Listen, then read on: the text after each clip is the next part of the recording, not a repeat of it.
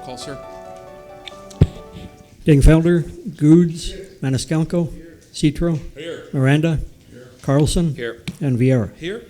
Okay, we first go to committee reports, consent agenda. Item number 1, a resolution authorizing execution of an employment agreement between the City of Tampa and our wonderful Tampa Police Department Chief, Chief Dugan. Go ahead, sir, if you want to.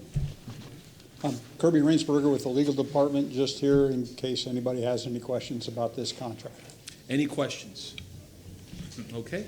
Yes, sir. And Mr. Chairman, before council takes final action on it pursuant to Florida statutes, if you could ask if there's anybody who wishes to speak. Yes, sir. Thank you. Before we prospectively pass this resolution or vote it down, does anybody here to speak publicly on item number 1? If so, please come forward. Okay. May I have a motion on this resolution? Second. We have a motion to move this resolution by Councilman Miranda, a second by Councilman Citro. All in favor? Aye. Any opposed? Thank you, sir. Thank you. Thank you. Thank you, Mr. Bennett. Thank you. Okay. All right, do you wish to go? Yeah, let me.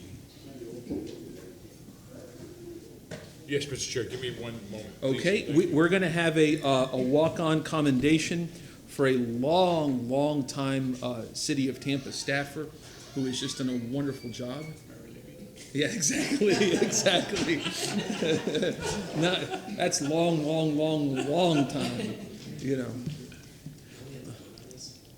Yeah, you know what? Let's go ahead and do it. Do you want to make the Motion for the commendation? Yep. We have a motion by Councilman Maniscalco, a second by Councilman Goods. All in favor? Any opposed? Is she coming? We just voted on their motions. Yeah, we took it over.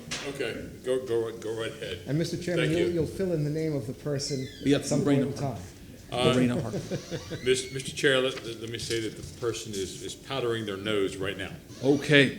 Well, about a minute, you think? Yeah, if you want to proceed Okay. to number 2, that would be fine with me. Thank you, Mr. Chair. Okay. Mr. Chairman, we have a housekeeping matter we could take care of. Let's do that. Mr. Hay, if you don't mind, sir. Good afternoon, council members. David Hay with your Planning Commission staff. The housekeeping for tonight, item number 3 has been withdrawn by City Legal, so that will not be heard this evening. And item number 10, which is 1907E, has been continued to the next plan amendment cycle, so you will see that at a future date. Anything else? That's it. Okay, may I have a motion to remove item 3? Item number 3 is deemed withdrawn or just removed? How do you want to have to say it? Deemed it withdrawn? It was Withdrawn. Withdrawn. If we can yes. have that as the motion. Okay. To withdraw and Do we have a second? We have a motion to withdraw by Councilman Maniscalco, a second, I believe, by Councilman Miranda. All in favor? Aye. Any opposed? And may we have a motion to continue? Is it to be continued to a specific date, or do you want it removed from the agenda for the purposes of coming into the next cycle? The Planning Commission has continued to the next plan amendment cycle, so we don't have a particular date. Okay. So you'd like it removed from the agenda and it will be reset? Correct. Thank yes. Do we have a motion as such? Second. We have a motion by Councilman Miranda, second by Councilman Citro. All in favor? Aye. Any opposed? Okay, thank you so much, sir. Okay, now we move to our ceremonial. Sir, if you wish to go forward, this is for Mrs. Lorena Hardwick, who is a hard-working, dedicated City of Tampa employee and a really wonderful asset to our city. And she has served Councilman Citro, and before that, our dear friend, the hard-working Councilman Mike Suarez. So, go ahead, sir. With your permission, Mr. Chair and council members, this woman has known most of you for quite a long time. I was lucky enough to gain her advice, her expertise, and just her wonderful friendship for these short 4 months.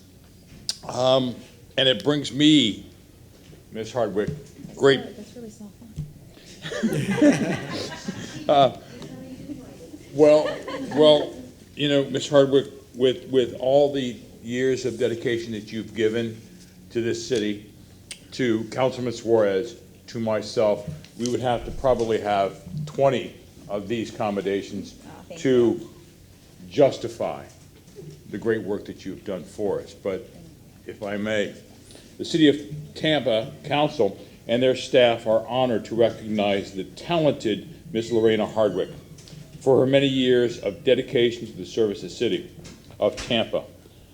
Since 2013, Lorena has served city council, her colleagues, the people of our city well, whether handling constitutional requests or governmental relationship responsibilities. Lorena is always the epitome of professionalism. Her hard work ethic, how do you say this, Mary? Dogged? Thank you.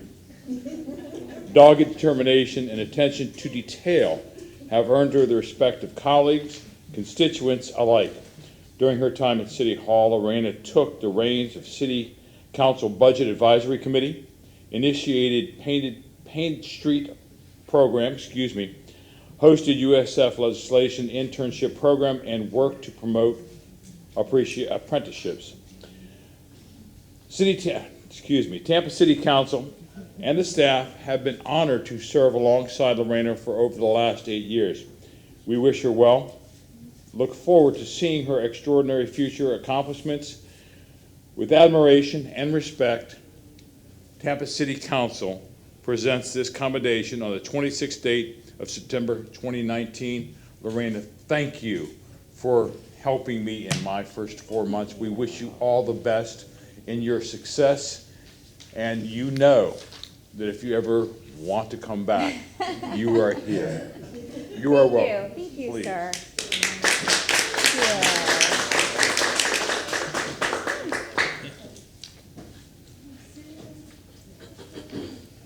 Hey, Susan.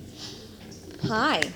Good evening, Honorable Chair and members of Tampa City Council. Thank you, Councilman Citro. I really appreciate the honor, and it has been a pleasure to serve with all of you and with these amazing legislative aides and soon-to-be legislative aide.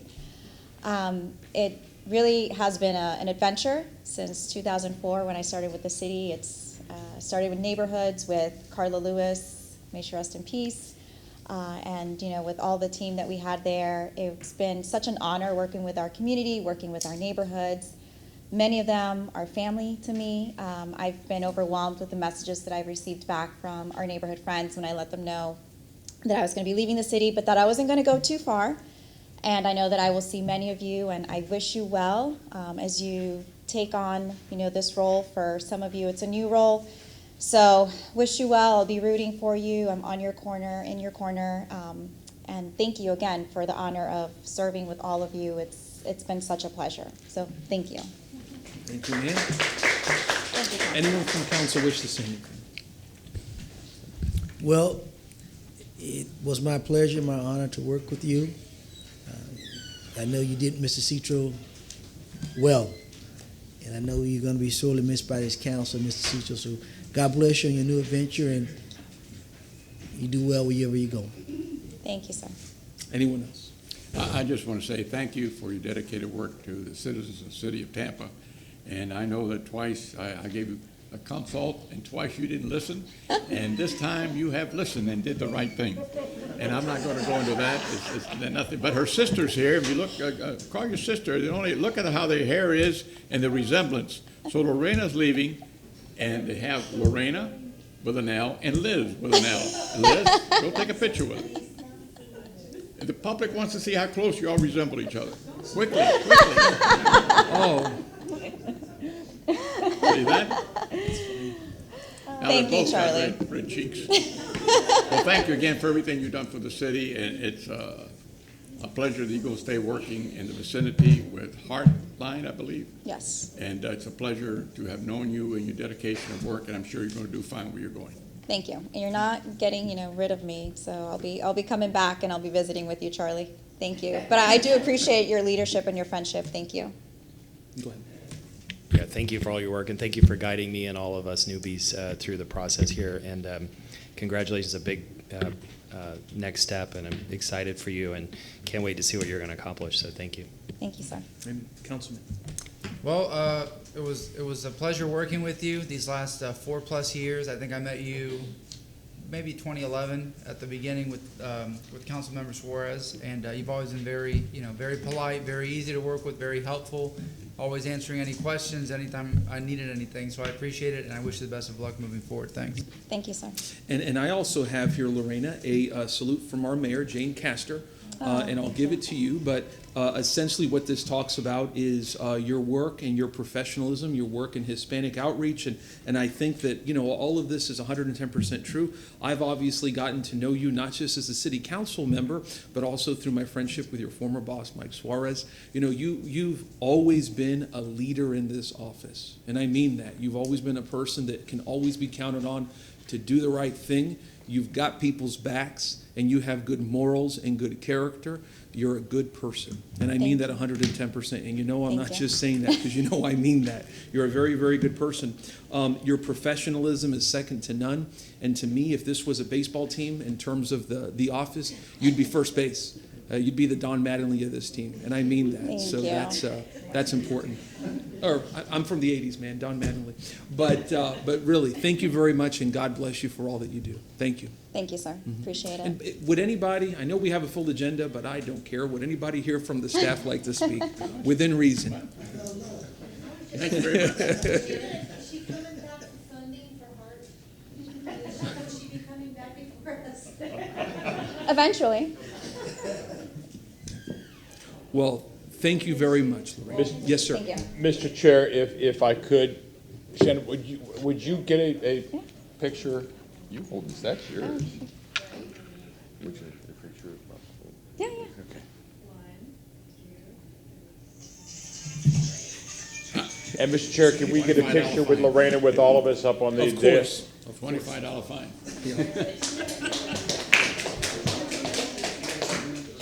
That's never happened, and we had it twice in one too. That's so funny. Yeah, I never brought mine up. One day I brought up and it rang. I didn't give you my hat. Bust it up. Lady? There it is. I heard group photo, so. Everybody needs to turn sideways. One, two, three. That's great. Thank you. Thank you all very much. Get on there. Thank you. I see you on the 10th, whatever it is. We got one more day to get back to work. Thank you, Mr. Chair. Oh, no, thank you, and we will miss Lorena 110%. Okay, next we move onward to our first public hearing, non-quasi-judicial, item number 2. Move to open items 2 through 11. We have a motion by Councilman Miranda, second by Councilman Maniscalco. All in favor? Aye. Any opposed? Go ahead, sir. Good afternoon, council members. David Hay with your Planning Commission staff. The first item this evening is the adoption public hearing for Plan Amendment 1906. It was sent up to the state. It did come back. There were no concerns from the state. So we'll just do a quick little reminder of what this is. It's a little background. The City of Tampa, in cooperation with Planning Commission staff, has submitted this text amendment after discussions with stakeholders, property owners, and Planning Commission staff. Currently under the Community Commercial 35 and the Community Mixed Use 35 future land use categories, vertical mixed use development located on arterial roadways meeting acreage requirements can get their by right floor area ratio up to a 1.5 if they're meeting certain criteria. This amendment would extend that criteria to collector roadways within the City of Tampa's designated urban villages. Currently, all development on the city's collector roadways located within that Community Mixed Use 35 and the Community Commercial 35 future land use categories is capped at a 1.0 FAR by right, with the option to enter into a development agreement to help fund identified improvements to get to a maximum of 2 FAR. The development community, in discussions with staff, have stated that this requirement reduces the financial viability of constructing some mixed-use development, which is the identified preferred development pattern within the comp plan on our city's mixed-use corridors. This amendment would reduce the potential for the need to enter into an additional bonus agreement with the city thus further incentivizing the preferred identified development pattern of vertical mixed-use development on the city's main quarters. Your Planning Commission did look at this and found that it is consistent with policy direction regarding the promotion of a mixed-use development pattern. You can see the policy numbers listed there. They also found that it was consistent that with the promotion of a sustainable form of development, specifically within the city's urban villages. I did want to also just show you all, I know at the last hearing we had on this, there was interest on what properties this actually would affect, or the properties, these properties would be the ones eligible. You can see on this map, the urban villages are the purple areas on the map, and the red parcels are the ones that currently have that community mixed use or that community commercial 35. So this is what properties would be eligible for this bonus. Do we have that map, Dave? I can provide it to you.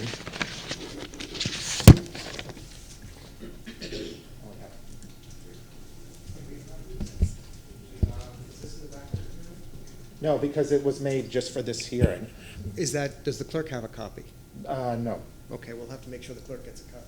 There's 3 copies, would you like more? Or is that necessary? We'll share. I can't read those screens. Go ahead, sir. And based on that, the Planning Commission recommends to you this evening that the proposed text amendment be found consistent with the goals, objectives, and policies of the Imagine 2040 Tampa Comprehensive Plan. Thank you very much, sir. Any questions? Councilman Dingfelder. Thank you. David, yes, I remember a couple months ago when you all brought this through, I guess, prior to what, transmittal? I think that was the transmittal hearing. Okay. Yeah. Right, I mean, prior to. Right, prior to transmittal, it actually heading up there, yes. Right. And we had this discussion about what sort of impacts this might be. So, let's say on Davis Island, for example, which you all are calling an urban village,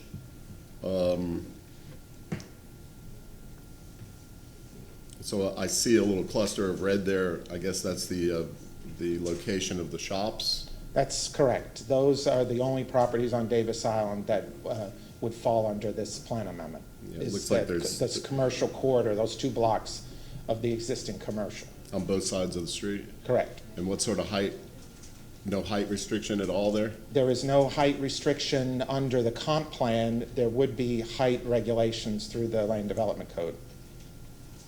And this would increase it from a 1 to? Well, remember, all development, it could get to the 2. That's the maximum under the bonus. Right. Right. If you do standard development, you're capped at a 1 by right with the option to go into a development agreement with the city to get up to the 2. Right. This would remove that requirement if a developer wanted to go from 1 to 1.25 and they were meeting all the criteria about the vertical mixed use, the acreage size, that you're located on a collector, they would then not need to enter into that development agreement. But this actually goes to 1.5 as a matter of. Right, it's up to that, up to the 1.5, and then at 1.5 is when they would, anything exceeding the 1.5 would need to go into the development agreement process. And I know this has probably been banging around for a while prior to 4 of us getting here. What was the origin of this plan amendment? Who asked for it? It is already allowed, it was part of the update about 4 or 5 years ago, so it's allowed on the city's arterials.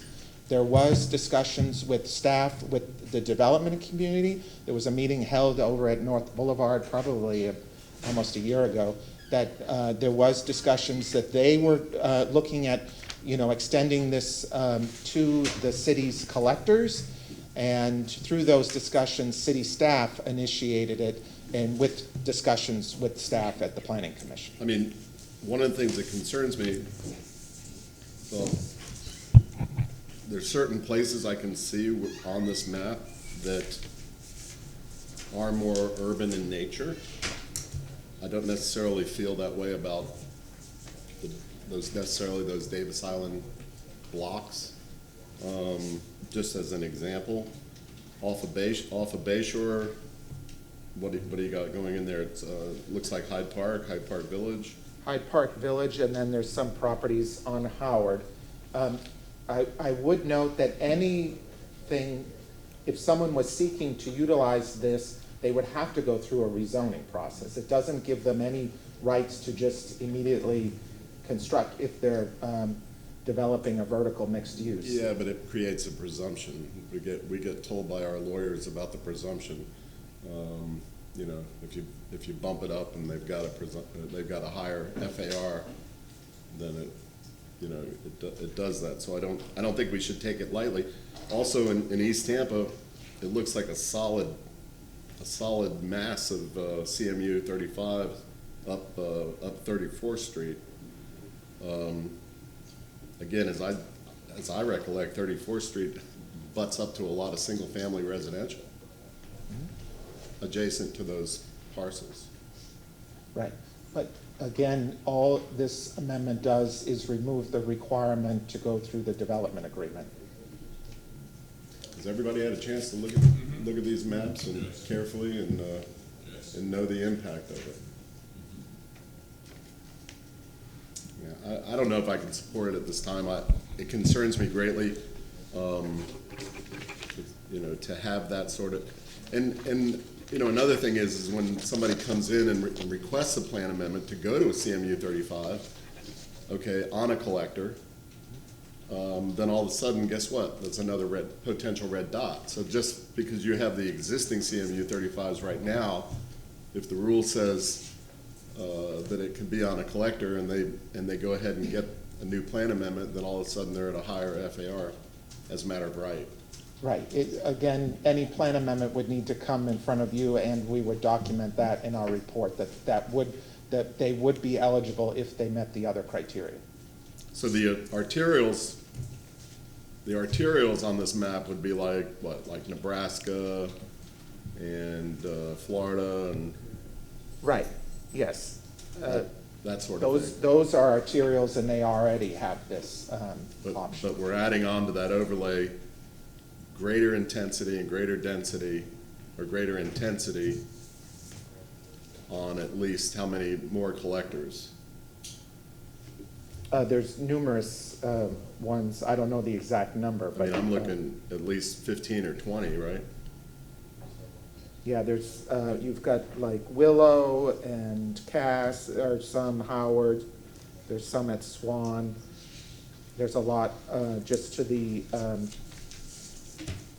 west of Ybor, and going on up. Is there any urgency to doing this? And could we defer it? I mean, it's totally up to council. Well, I mean, in terms of any sort of timetable, when we do Chapter 27 amendments, we're always on some sort of timetable.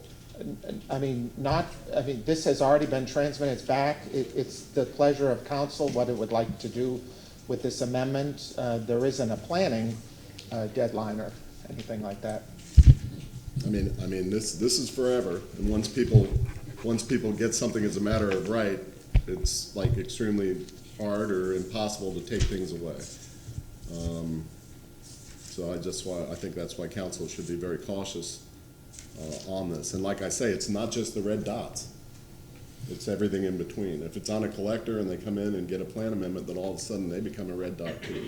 And I'm concerned about neighborhood impacts. Were there any? And Councilman Goods is recognized. Were there any neighborhood discussions with communities in reference to this? We've had our public meetings at the Planning Commission. There was no opposition at the Planning Commission from any neighborhoods. It was advertised, like the legal requirement. So we have maybe one or two. We have one or two people maybe at a Planning Commission meeting, because I've been to those, so I can tell nobody really knows really about this. I'm just being upfront with you on that. And I know nobody really knows what we're doing right now, what we potentially may vote on right now. It might have been so-called advertised, but I don't think the community really knows. When we look at 34th Street in East Tampa, that's all residential. You're talking about 34th Street putting some, 15th Street. I can see a Nebraska, Florida Avenue, those arterials, but I think I just want to ensure that we're all clear that this is not increasing any floor area ratio. These categories get a maximum of a 2. It's Only just with the- that- only And with ca- the and bonus. wait. Only with the bonus. Councilman Dingfelder, wait. Please ask to be, Councilman Dingfelder, please ask to be recognized before you speak. Thank you. It's Go not ahead, easy, sir. Mr. Chair. Thank you. Yes, it is. Please, go ahead. The maximum on any of these parts, any of the community mixed use or community commercial 35 is a 2. All that it is doing is removing the requirement to enter into the separate agreement with the legal department. That's all this does. It does not grant extra floor area ratio over the maximum of the 2. Mr. Chair, could I ask a question? Yes, you were recognized. Or Yes, a sir. clarification? On an arterial, that's true. Okay? On a collector, what is it right now? On a collector, the maximum floor area ratio allowed under community commercial 35 or community mixed use 35 is a 2. With the bonus agreement?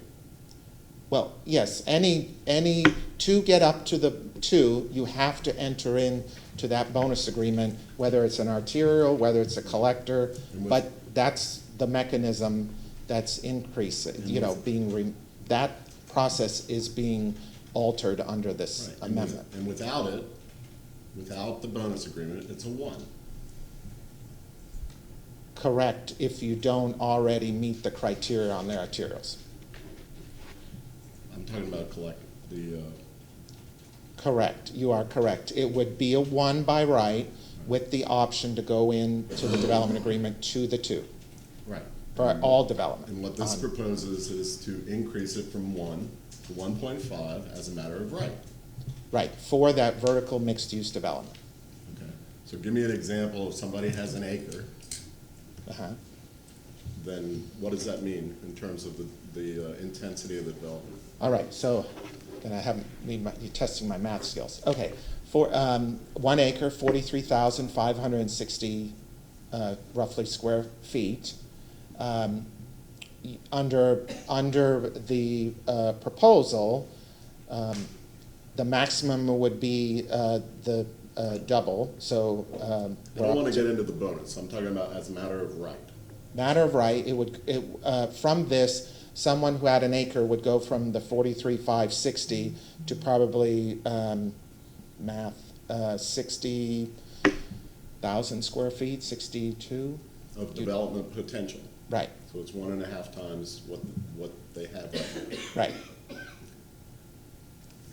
Well, it doesn't seem like there's been any huge cry from the community to do this. It was a little vague in terms of the development community, was pursuing this. Well, sure, I can understand why. I'm very concerned. 80% of this is in East Tampa, in the purple areas I'm looking at. Very residential, very single family, butted up against these collector roads. East Tampa is now part of my district, with all due respect. I'm citywide. Hyde Park, parts of, West Tampa, going up Howard Avenue, Main Street, and Davis Island. It concerns me, concerns me. And like I say, I'm not 100% against it. I just think we should take it out to the community and see what the community thinks about it before we adopt it. And if there's no urgency to it, then why not put it off for a few months? Anyone else with any questions? Okay, thank you very much, sir. Thank you. Anyone else here for this item from the city? Yeah, I guess not. Okay, anybody here to publicly comment on item number 2? If so, please come forward. We have a motion to close by Councilman Maniscalco. Wait, yes, sir. No, I was going to make a motion. Oh, okay. Wait a second. We have a motion to close. Do you wish to do it before the motion to close, sir, or? No, I think that you can close it, and my motion is to continue it. Okay. We have a motion to close by Councilman Maniscalco, a second by Councilman Citro. All in favor? Aye. Any opposed? Yes, sir. If you wish it to be merely continued without an additional notice and renotice to the public, because it is a public hearing, my suggestion would be to do it when the hearing is open, and then that way, if you wish to have the community notified in some form or fashion, Okay. staff would perhaps, at your direction, be able to do that, but you wouldn't have to renotice this as a public hearing and re-advertise it. And before, Let's see what ma'am, go ahead. Ms. Wells has to Thank you. say. Kate Wells, Office of the City Attorney. It'd be my recommendation if council is inclined to continue this matter, that it be continued to the next amendment cycle, and that will fall in with all of the other amendments that'll be processed at that time, rather than just continuing it to another date. The And- statutes don't really address what happens to an amendment in a situation like this. Just when it's transmitted to the state and it's returned, you're required to have a public hearing within 180 days, otherwise it's deemed withdrawn. But it doesn't address what happens if you're not ready to act on it. So that's my recommendation. When is that, the next cycle, roughly? Twice a year, don't we? The next cycle begins November 1st. So we do them twice a year, I believe, right, David? We do actually 4 times. 4 times a year. So we missed the August one. Councilman Collins. Yeah, let's go ahead and reopen. We have a motion to reopen by Councilman Maniscalco, a second by Councilman Goods. All in favor? Any opposed? Councilman Carlson. And sorry if I missed this, but who initiated this? How did this idea start? It was initiated by city staff in cooperation with Planning Commission. And do you know why? Well, there were numerous meetings with some stakeholders. They had contacted North Boulevard. We all sat in the meeting. Kathy Coyle was present. I think Gloria was present. There was stakeholders, especially in West Tampa. They had talked about the potential of them moving a private amendment forward. Instead, it was decided to work with city staff so city staff could have their concerns addressed, and that's why. And then how did it expand beyond North Boulevard in West Tampa? No, the meeting was held already. Okay, sorry. It was, remember, in the comp plan, the urban villages have specific policy direction. They talk about a more urban character, a more mixture of uses in those urban villages. And that's why staff felt that it was appropriate that instead of doing it citywide, of just targeting where the identified urban villages are, because there is already specific policy language about the mixed-use nature of these villages. One last question. If we delay it, does the Planning Commission have the staff and resources to take it to a full public engagement process to engage all the major neighborhoods that are affected? I would think we would look to the city. Because if you don't, then we're going to delay it, and then we'll be right back at the same place. I think it sounds like, maybe putting words in my colleagues' mouths, but it sounds like the concern is that maybe the neighborhood associations that are directly affected may not have participated in the process, and so if we don't have a new process, then we haven't changed anything. Sorry, go ahead. If I could, Randy Gores, the city's Planning Development Department. Let me share with you what I know. I don't have all the specifics. The plan amendment was conceptualized and formalized before I started following and reviewing the plan amendments for the city. But what I do know from reviewing the staff report and being briefed with the city staff is my understanding is that there was the staff was approached by some private interest about looking at development along other areas where they could get the same type of incentives for redevelopment. The initial proposals from the private community was to look at it citywide, try to come up with something just like the arterials are done citywide. City staff considered what was being proposed by the various interests and came back with a proposal that the staff thought was workable, and that's the urban villages. And the reason the urban villages was a likely place is because the comp plan is trying to encourage redevelopment in the urban villages. And the urban villages, what you see on the map, those areas either are covered by an existing development agreement or by overlay districts. So much of what would be required in a development agreement to the city would already be required within an overlay district, which governs the redevelopment. So the staff thought that there was a sufficient amount of protections to guide the redevelopment for those areas where redevelopment would occur. It does do what we've heard. It does bring an opportunity for a private interest to get to a 1.5 FAR easier because they don't have to go through a development agreement. But if under the current scenario, they would be able to get to 1.5 or 2 by going through the development agreement. So it was a way to respond to the intent of the development community and try to create a way of streamlining the process to reach the overall urban form. Just to end with my thoughts from my colleagues, I think we need more density in some of the neighborhood commercial districts, and a lot, maybe not all of the neighborhoods I've spoken to want some additional services that are within walking distance, but they want it to be part of a planned community, or a plan, that's the wrong term, but a plan that will help make the neighborhoods more pedestrian friendly, walkable, friendly in lots of different ways. And that's why I've been proposing these neighborhood commercial district plans. And Hyde Park on their own presented one the other day, and through the Planning Commission we're trying to partner to get 4 in different parts of the city. But this planning seems to be a very blunt instrument to me. I'm still learning all about it, but it seems to be very, very blunt, where a neighborhood commercial district plan would be more precise, and it would involve more specific engagement with the public on exactly what they want the look and feel and texture to be.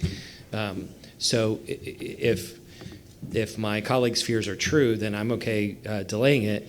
But what I think we need to get to as quickly as possible is to have a full engagement process with the neighborhoods to figure out what kind of density they want and how does it integrate with the neighborhoods, so that we provide the kinds of services and environment that neighborhoods want to have.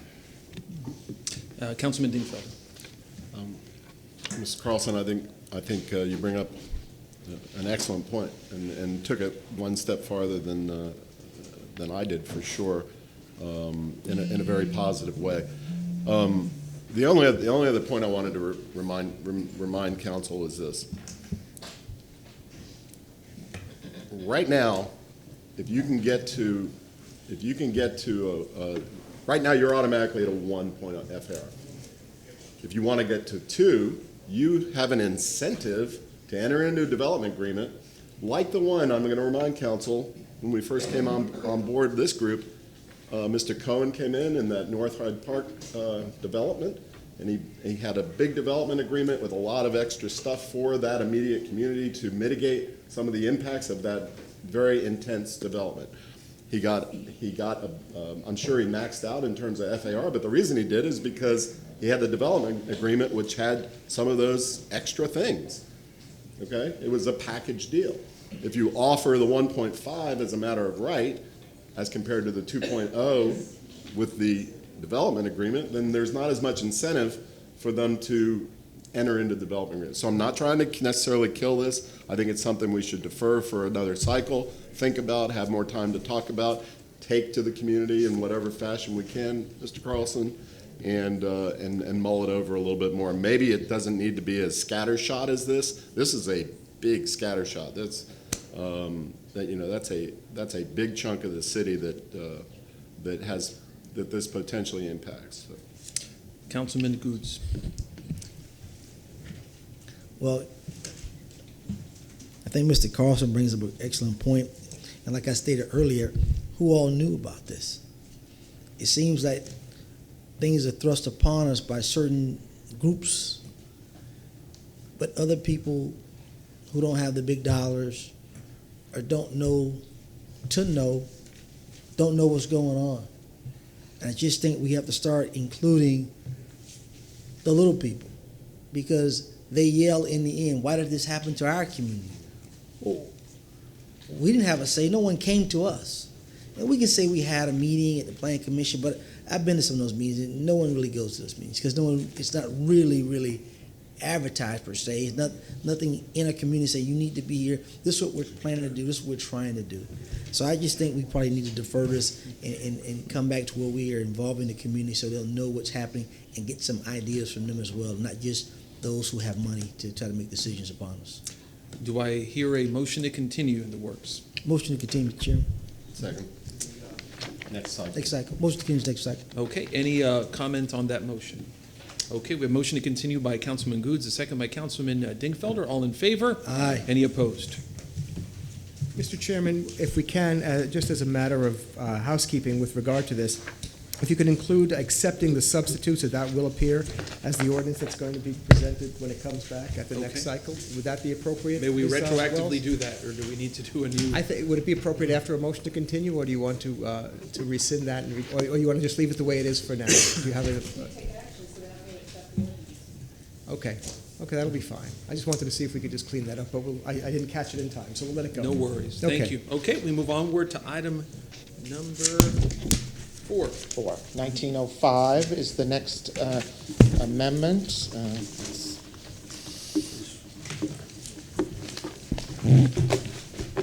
This is an adoption public hearing. This subject site, this is a publicly initiated amendment. This was transmitted to the state. It came back. There were no comments. It is located in the South Tampa Planning District, more specifically the Gandy Sunbay South neighborhood. This is the subject site. You could, this is Inner Bay, and the base is to the south. These are the railroad tracks that go up to downtown. You can see the development pattern. There's some light industrial down on Inner Bay, and then apartments, and then you've got Robinson High School to the north. Again, it's publicly initiated. It's a small scale. It's approximately 14.36 acres. Currently, it's designated that transitional use 24. The amendment seeks to change their future land use category to residential 35 in recognition of the existing apartments. This is a view of the existing apartments on site. It's the gardens at Sunbay South Bank. Here's Lois Avenue looking north. This is Lois Avenue looking further north. Here we've got south of the subject site. This is looking south down toward Inner Bay. This is the Inner Bay self-storage. I believe this is to the south. Since this is a publicly initiated request, we sent certified mail to the property owner. We also went out on site and talked to the management of the facility. There were no concerns expressed by them or the property owners throughout this process. Just wanted to touch on that since it's a publicly initiated amendment. Here we have the adopted future land use map. If you remember, the transitional use 24 is that category that allows industrial, residential, commercial. It basically allows everything. It's not probably the preferred category if you are trying to guide development and give direction of where, or protections to neighborhoods. So through this process, the Planning Commission is continuously evaluating where the TU-24 is located and looking at where it's appropriate to bring it into a more appropriate category based on the existing development pattern. So based on that, Planning Commission staff is recommending that the site go to residential 35 to recognize the existing apartments. That's the brown color. You can see that the apartments directly to the east are also the residential 35. The impacts, again, the maximum potential, the existing under that TU-24 is 344 units, or a maximum of 938,282 square feet. If it does go to the residential 35, the unit count, the maximum would increase, but that potential for non-residential would decrease and would also remove any potential for industrial uses on the site if the apartments ever went away. Your Planning Commission did look at this and found it consistent with policy directions dealing with the supplying appropriate land use to supply adequate housing. It also provides for housing close to employment centers, such as MacDill Air Force Base. They also found it consistent with promoting and sustaining multifamily residential, and also promoting residential at densities that promote walking and transit use. So based on that, your Planning Commission recommends to you this evening that this amendment be found consistent with the Imagine 2040 Tampa Comprehensive Plan. Thank you. Any questions for anyone at council? Okay. Is anyone here to publicly comment on item number 4? If so, please come forward. We have a motion to close. We have a motion to close by Councilman Goods, a second by Councilman Citro. All in favor? Aye. Any opposed? Councilman Dingfelder, do you, sir, feel comfortable taking item number 4, sir? Sure. Substitute. Substitute? Yep. All right. In regard to file number PA 1905, I'll move the substitute ordinance for first reading. An ordinance amending the Tampa Comprehensive Plan future land use element, future land use map for the property located at 6727 South Lois Avenue from transitional use 24 TU 24 to residential 35 R35, providing for repeal of all ordinances in conflict, providing for severability, providing for an effective date, and I make the motion in light of the fact that it's a lower intensity.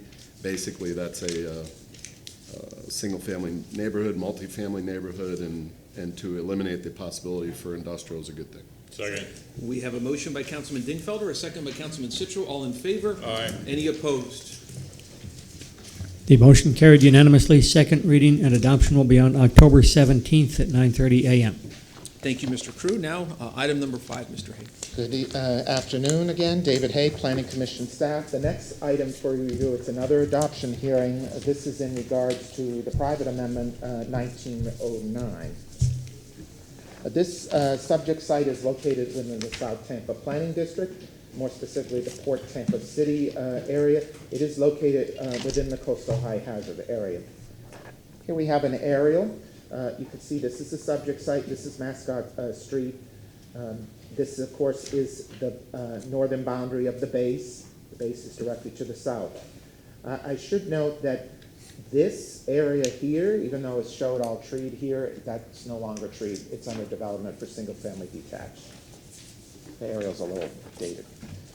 This, again, is a privately initiated request. It's small scale. It's approximately 0.81 acres in size. The current designation is, future land use designation is heavy industrial, and the applicant is looking to go to a residential 10 future land use category.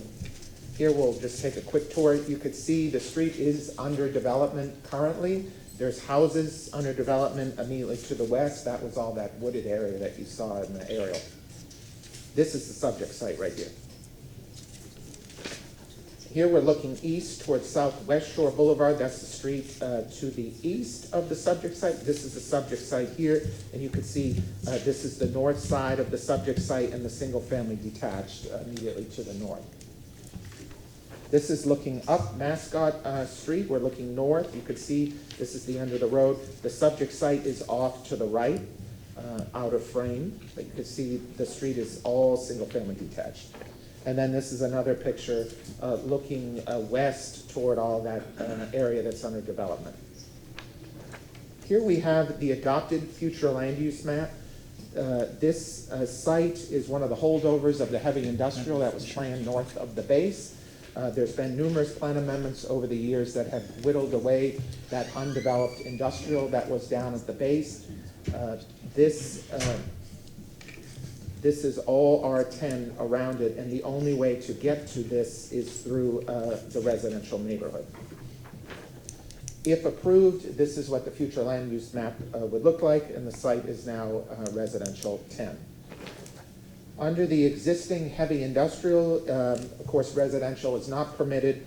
The maximum development under that would be 52,924 square feet of heavy industrial uses.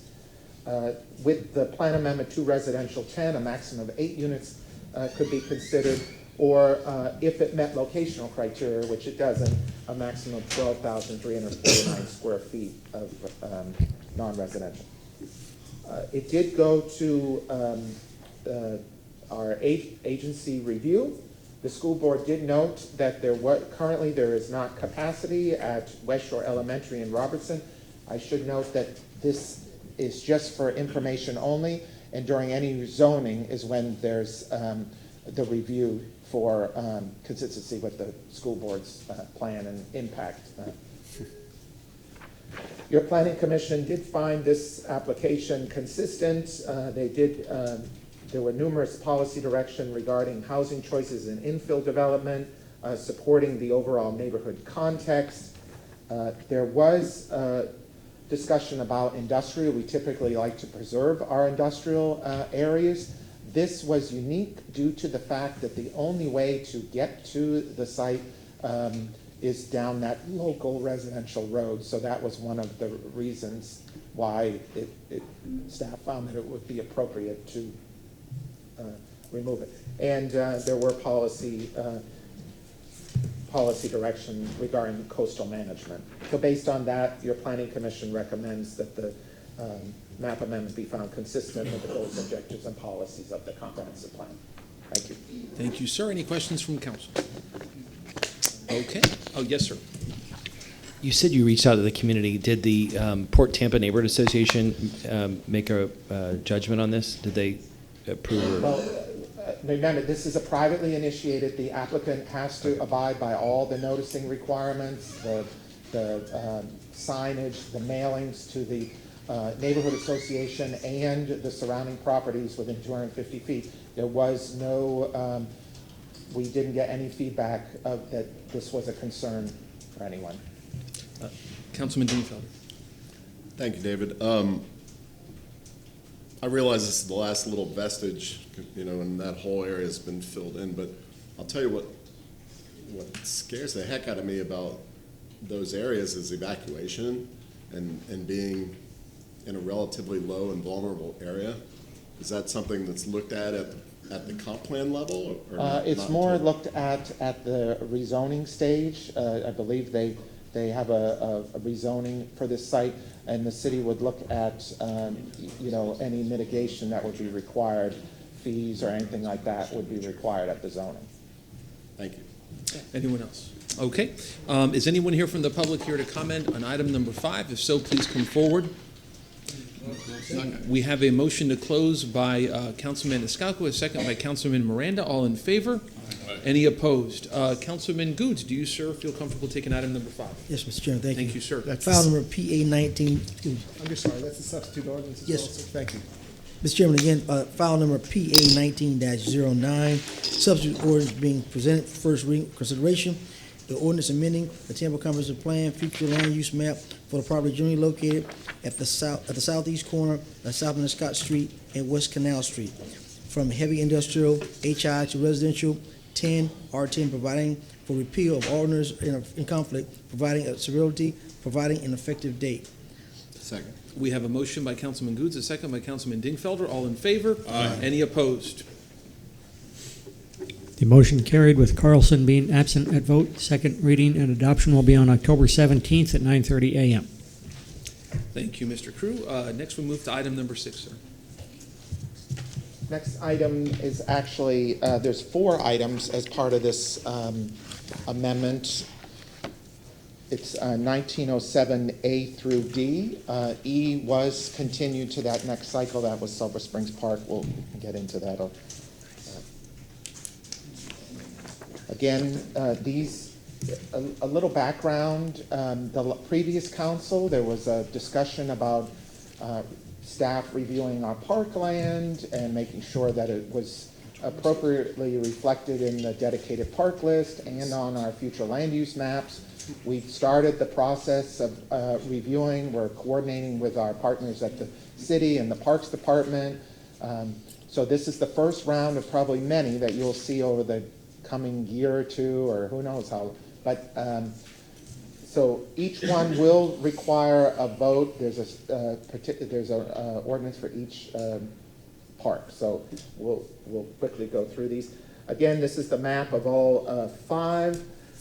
The 4 that we'll be seeing tonight are Site A, Corona Park, which is down in South Tampa. Highland Pines Park, which is B, over in East Tampa. There's C, Lincoln Gardens Park, and then Oak Park, again, over in East Tampa. Little background again, this process was initiated by you all. Each of the 5 parks that are 4 now, that you're being considered are listed in the city's dedicated park list, which is that Chapter 16, Section 91 in the city's Code of Ordinances. And tonight, all these are going to the recreation open space. We sent, as we normally do, we sent these to our partner agencies. None had any concerns with the request. And we did find all of the amendments consistent with goals related to the promotion and the protection of the recreation and open space opportunities within the city. So the first one, this is Site A, Corona Park, South Tampa Planning District, more specifically the Palmacia neighborhood. You can see here's Dale Mabry Highway. This is Corona Street, South Sterling. You have commercial development along Dale Mabry, and then immediately behind the commercial turns into single-family detached. Here's a few pictures of the park. We're looking southeast toward Corona Park from Corona Street. This is looking south down South Sterling Avenue from the intersection of West Corona, and this is the park over here on the right. And then this is looking west down West Corona Street. The park is on the left side out of frame. You can see the single-family detached. Here we have the currently adopted future land use map. There's 2 categories, residential 10 and a small section of that community mixed use 35. If this amendment is approved, it would go to the recreation open space reflected by the green. Again, this removes the potential for 10 dwelling units or 10,059 square feet, and all development would now have to be rec-oriented or open space, either public or private, but all these are owned by the city, so they'd all be public. So based on that, your Planning Commission recommends that the proposed map amendment 1907A be found consistent with the Tampa Comprehensive Plan. And do you just want to go through each of them, or? It's totally, I can do all of them, and then you can vote. Yeah, I mean, let's do that. I mean, Okay. and then we'll just read them separately. Okay. Mr. Chair? Yes, sir. Just as a matter of time, since you've been criticized about time in the last couple of days. These all look pretty straightforward. I don't see any differences between A, B, C, or D. So if there's probably not a whole lot else to add, right, David? Planning Commission found all consistent. I can continue if you'd like, or it's. We'd love to hear you go on. No, I'm joking. I mean, if it's unless if anybody specifically wishes to have Mr. Hay go through each of them. For the record, you can name the item and Yeah. we say, yeah, we agree, and go to the next. You could do that, and if you wish to do that, close the hearings and then do each one individually, but I would suggest that you take public comment. Yes, we'll do that. If you wish to take public comment. Before each ordinance is read, we'll do that. That'll be fine. And I wanted to say, if I may, that it is something we began in the last council. If memory serves me right, Councilman Suarez spearheaded this to take a look at all of our green spaces and make sure that they were preserved to the highest extent that our local laws and regulations could go forward with. So I'm glad to see this go forward, and I just wanted to give a shout out to our former colleague, Mr. Suarez. So. Called the Suarez amendments. There you go. There will be many of these. There will Yes. be many of these. Okay, so we're on to number 6, Councilman, or strike that. Before we go on to number 6, is anybody here in the public here to speak on number 6? If please come forward.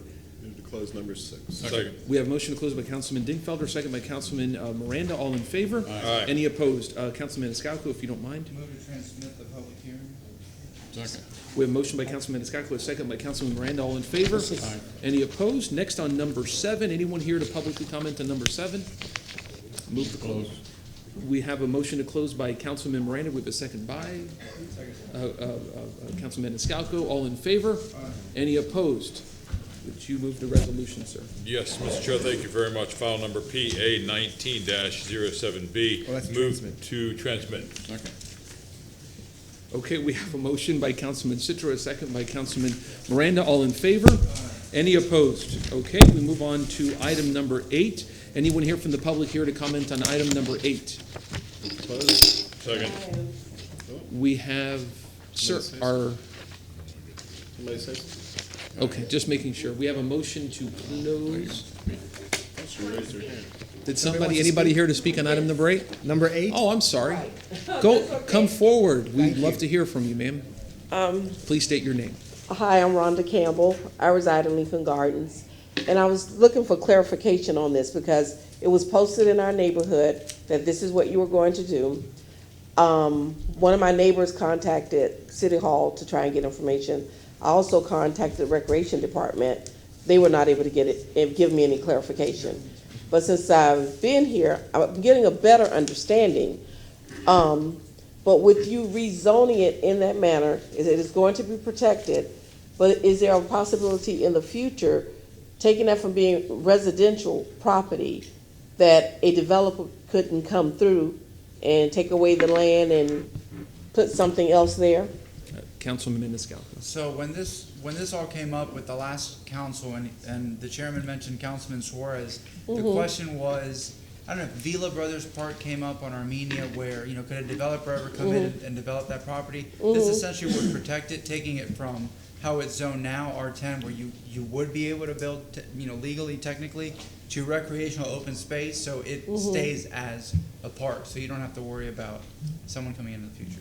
Mr. Shelby. And if I could just follow up on that, what this does is, if the city would dispose of the property before this change, because it has the underlying land use, it would, it could be developable. What this does is this adds an added protection that if it were to change, it would be a public policy decision of this city council that would have to come before them, and you'd have the opportunity as the public to know about that. Okay, and it could possibly be rezoned, because right now we have single-family homes and some apartments, which butt up against our neighborhood. And now with them building Grady Square over there, they only have one way in, one way out. And my biggest fear is that you guys may close that off and put a roadway through there. Anything could happen. Councilman So that really concerns me. And a valid concern, in this particular case, we're on your side. We're making sure that this parkland stays parkland, and that's what this plan amendment does. It takes the opportunity away to develop it as residential, anything. It's city, it's park, boom. Great, thank you. Yep. Appreciate your time. And this is, for me, a lot of parks in areas in my district, for example, there was a lot of controversy maybe 2 years ago over the Babe Zaharias golf course, and folks talking about prospectively, building something other than a golf course on that huge piece of green space for our friends in Forest Hills. So this is something that takes all of these green spaces, all of these parks, and provides an extra layer of protection. So this is a really good thing, we suggest. Thank you. Thank you, ma'am. We appreciate it. Okay, and anyone else here on item number 8?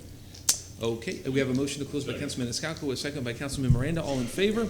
Any opposed? Councilman Miranda, can you take item number 8, sir? Madam.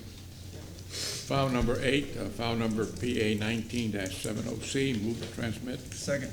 A motion by Councilman Miranda, a second by Councilman Maniscalco. All in favor? Aye. Any opposed? Excuse me. Mr. Crew, do you? The motion carried unanimously. Thank you, sir. Next, item number 9. Is anyone here to publicly comment on item number 9? Move to close. We have a motion to close. And ma'am, I'm sorry, you're an interpreter? You're the interpreter? Okay. Yep, and we'll begin that first thing after when the 6 o'clock ones come. Thank you, ma'am. We have a motion to close by whom? Was it Councilman Miranda? And who seconded that? Councilman Maniscalco, all in favor? Any opposed? Councilman Carlson, do you mind, sir, taking item number 9? Sure, and if I could just for a second say one thing. You thanked Councilman Suarez, and besides this, he's done a lot of other great things. Another person who was involved in this apparently was Mary Mulhern. Apparently this is been in the works for a very long time. So thanks to all of our predecessors who worked to try to get this done, and maybe others here too. We take a lot of heat, but that was one of the credit to the old timers. I didn't see, that was before my time, so thank you. Thank you. So thank you. I think you got a vote on it, Johnny, Yeah. 1 second. Mr. Dinkfelder, if I recall, in order to sell public land, you have to have the public vote on it. If it's on. Not us, everybody. Because he said these are listed in the ordinance Right. parks, and so it's even further protected. Right. Yeah. Okay, so move to transmit file number PA 1907D. We have a motion by Councilman Carlson, a second by Councilman Escaco. All in favor? Aye. Any opposed? Okay. We move next to item 11. And thank you, Councilman Carlson, for mentioning our former colleague, Councilman Mulhern. We move onward to item 11. Good evening. I'm Danny Collins, the Planning Commission staff, and this is Tampa Plan Amendment 1908. Subject site is located in the University Planning District, and more specifically, the USF Research Park area. Quick background of the request. This is privately initiated through the USF Research Foundation in the state of Florida. It's a regular scale amendment, approximately 84 acres, and the request is change the future land use from suburban mixed use 6 to public semi-public. This is an area of the subject site and surrounding properties. This is East Fowler Avenue.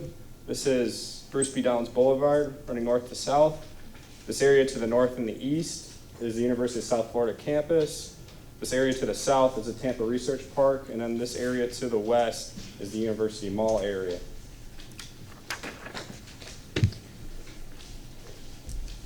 This is looking at the entrance to the property from East Fowler Avenue. This is looking north along Spectrum Boulevard. This is looking at some of the existing research buildings found on Spectrum Boulevard. This is looking at the entrance to the property from Bruce P. Downs Boulevard.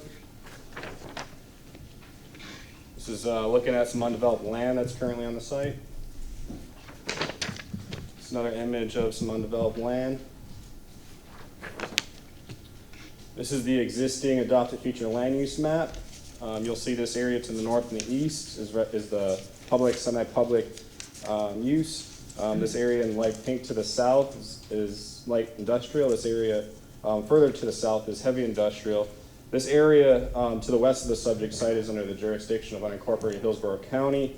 This area has light commercial, office commercial, and a range of mixed uses currently. This is the proposed future land use map. It'll show the subject site highlighted in the blue color. And that, again, that represents the public, semi-public use.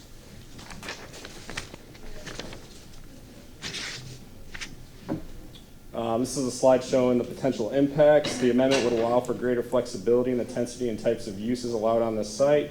The amendment would also recognize public ownership of the land, and more specifically by the university.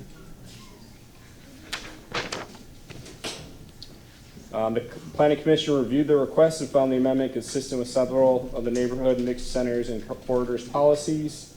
The request is consistent with land use objective 6.1 to transform major corridors to include a broad range of uses, specifically along East Fowler Avenue.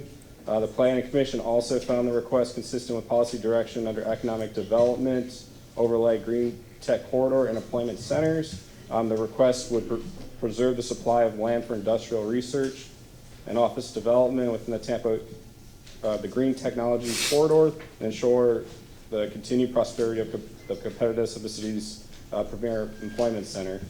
Based on those considerations, the Planning Commission found the request consistent with the Tampa Comprehensive Plan.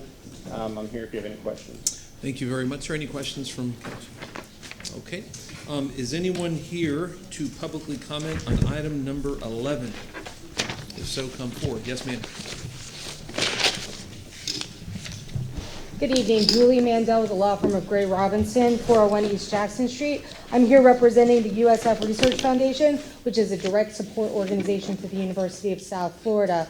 I think staff did a good job explaining what we're trying to accomplish up here. This is really just intended to open up the opportunities for this area to be developed in line with the Green Corridor, and with technology centers, open up opportunities for jobs, and to help to promote the uses that are in support of the University of South Florida. I'm available for any questions. Oh, and I should add, Allison Madden from the USF Research Foundation and Hillary Black, Senior Associate General Counsel with USF, are also here as well. Thank you. Thank you, ma'am. We appreciate it. Any questions? Okay, thank you very much, ma'am. Okay, anyone else here to publicly comment on item number 11? If so, please come forward. Move to close. Second. Motion to close by Councilman Dingfelder, second by Councilman Goods. All in favor? Aye. Any opposed? Councilman Dingfelder, do you, sir, mind taking item number 11? No, I should defer to Mr. Citro, who's all about the bowls and all that. Well, but, you know, if I may, I'll wait until after this is done before I make a statement. So we're off record. All right, what are we on, number 11? Yes, sir. Okay, I'll move, regard to file PA 19-08, move to transmit the plan amendment. We have a motion by Councilman Dingfelder, a second by Councilman Citro. All in favor? Aye. Any opposed? Councilman Citro. Go ahead. The motion carried with Maniscalco and Miranda being absent at vote. Go ahead, sir. If I may, this would be a great place for an on-campus stadium for the USF Bulls football team. I guess that falls into public, semi-public, so. Well said, well said. Okay, thank you very much. Next, we move onward to our last item before we go to the 6 o'clock public hearings, item number 12. Mr. Chair. Yeah, yes, sir. Before we begin, items 12 and thereafter are 6 o'clock, so that's not in quasi. I'm so sorry. No, that's fine. Excuse me, I didn't see that. That's fine. Mr. Carlson, you had something. Are we going to do these two? Yeah, you know, we need to first move, I believe it is item 18, has an interpreter, so, We can take that first then. but item 18 is a quasi-judicial. So let's, and now, oh, I see. So let's do item 18. So let's go ahead and open, may I have a motion to open the quasi-judicial So moved. public hearing? Motion by Councilman Citro, second by Councilman Goods. All in favor? Aye. Any opposed? And may I also have a motion to go ahead and move item 18 before 12? So moved. Motion by Councilman Citro, second by Councilman Goods. All in favor? Aye. Any opposed? Yeah, we'll have Okay, to swear that. item 18. Anyone here? Oh, I'm sorry. Yes, sir. Yes, sir. If you are going to be here and you're going to speak or testify on any item here that is quasi-judicial, which is pretty much everything going forward, please stand up if you're able to do so, or raise your right hand and prepare to be sworn in. You swear or affirm you will tell the truth, the whole truth, and nothing but the truth? Yes. Go ahead. May I proceed? Yes, ma'am. Item 18, Mary Samaniego, Planning, Design, and Development Coordination. Item 18 on your agenda is REZ 1981. It's a rezoning request for the property at 8704 North Otis Avenue. Good evening, Jennifer Malone with your Planning Commission staff. This is located in the University Planning District within the Lowry Park neighborhood. There is transit located approximately 600 feet to the west of the subject site, and it's within a level E evacuation zone. The closest public recreational facility is Cheney Park, which is located approximately 4,000 feet to the east. The surrounding area is single-family detached residential in character. This is North Otis Avenue.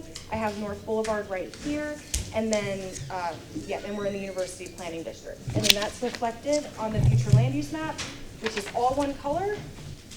It is all residential 10. That's that orange color.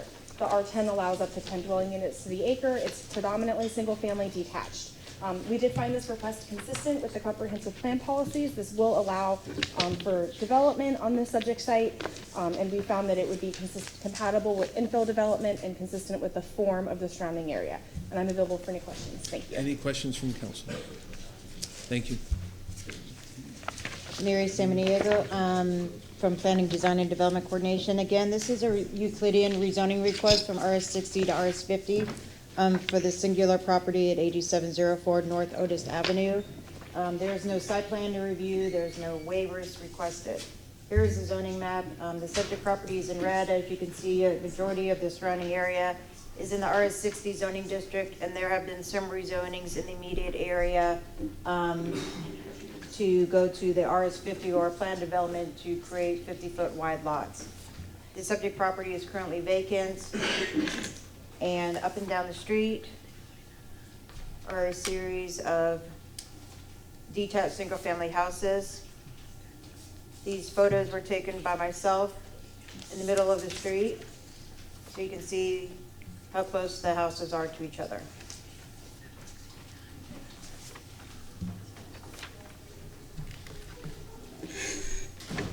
The subject property meets the development criteria for the RS50 zoning district, which is a 50-foot wide lot and 5,000 square feet in area. This lot is 50 feet wide and 115 feet deep, so the total lot area is 5,750 square feet in total. This lot was illegally created in approximately 2000 by different property owners. The other property that was part of this illegal split has been flagged for our department. And so the current applicant was wanting to rezone this property to RS50 to bring it into compliance in order to develop the property for a single-family house. Saying that, the Development Review and Compliance staff has reviewed the application and finds it consistent with the City of Tampa Land Development Code. All right, any questions from the board? Councilmember Greenfield? So, just for clarification, I said this before, the dimension of this lot is actually 50 feet, Yes, or thereabouts? yes. It's Okay. 50 feet wide by 115. All right, so it's not like they're trying to make two lots out of one or anything like that. This is just more or less a zoning conformance type thing. Correct. Okay, thank you. All right, thank you very much. Do we have the applicant, or there's an interpreter? Yes, if we could ask the applicant and the interpreter to come forward and have the interpreter be sworn, please. Okay.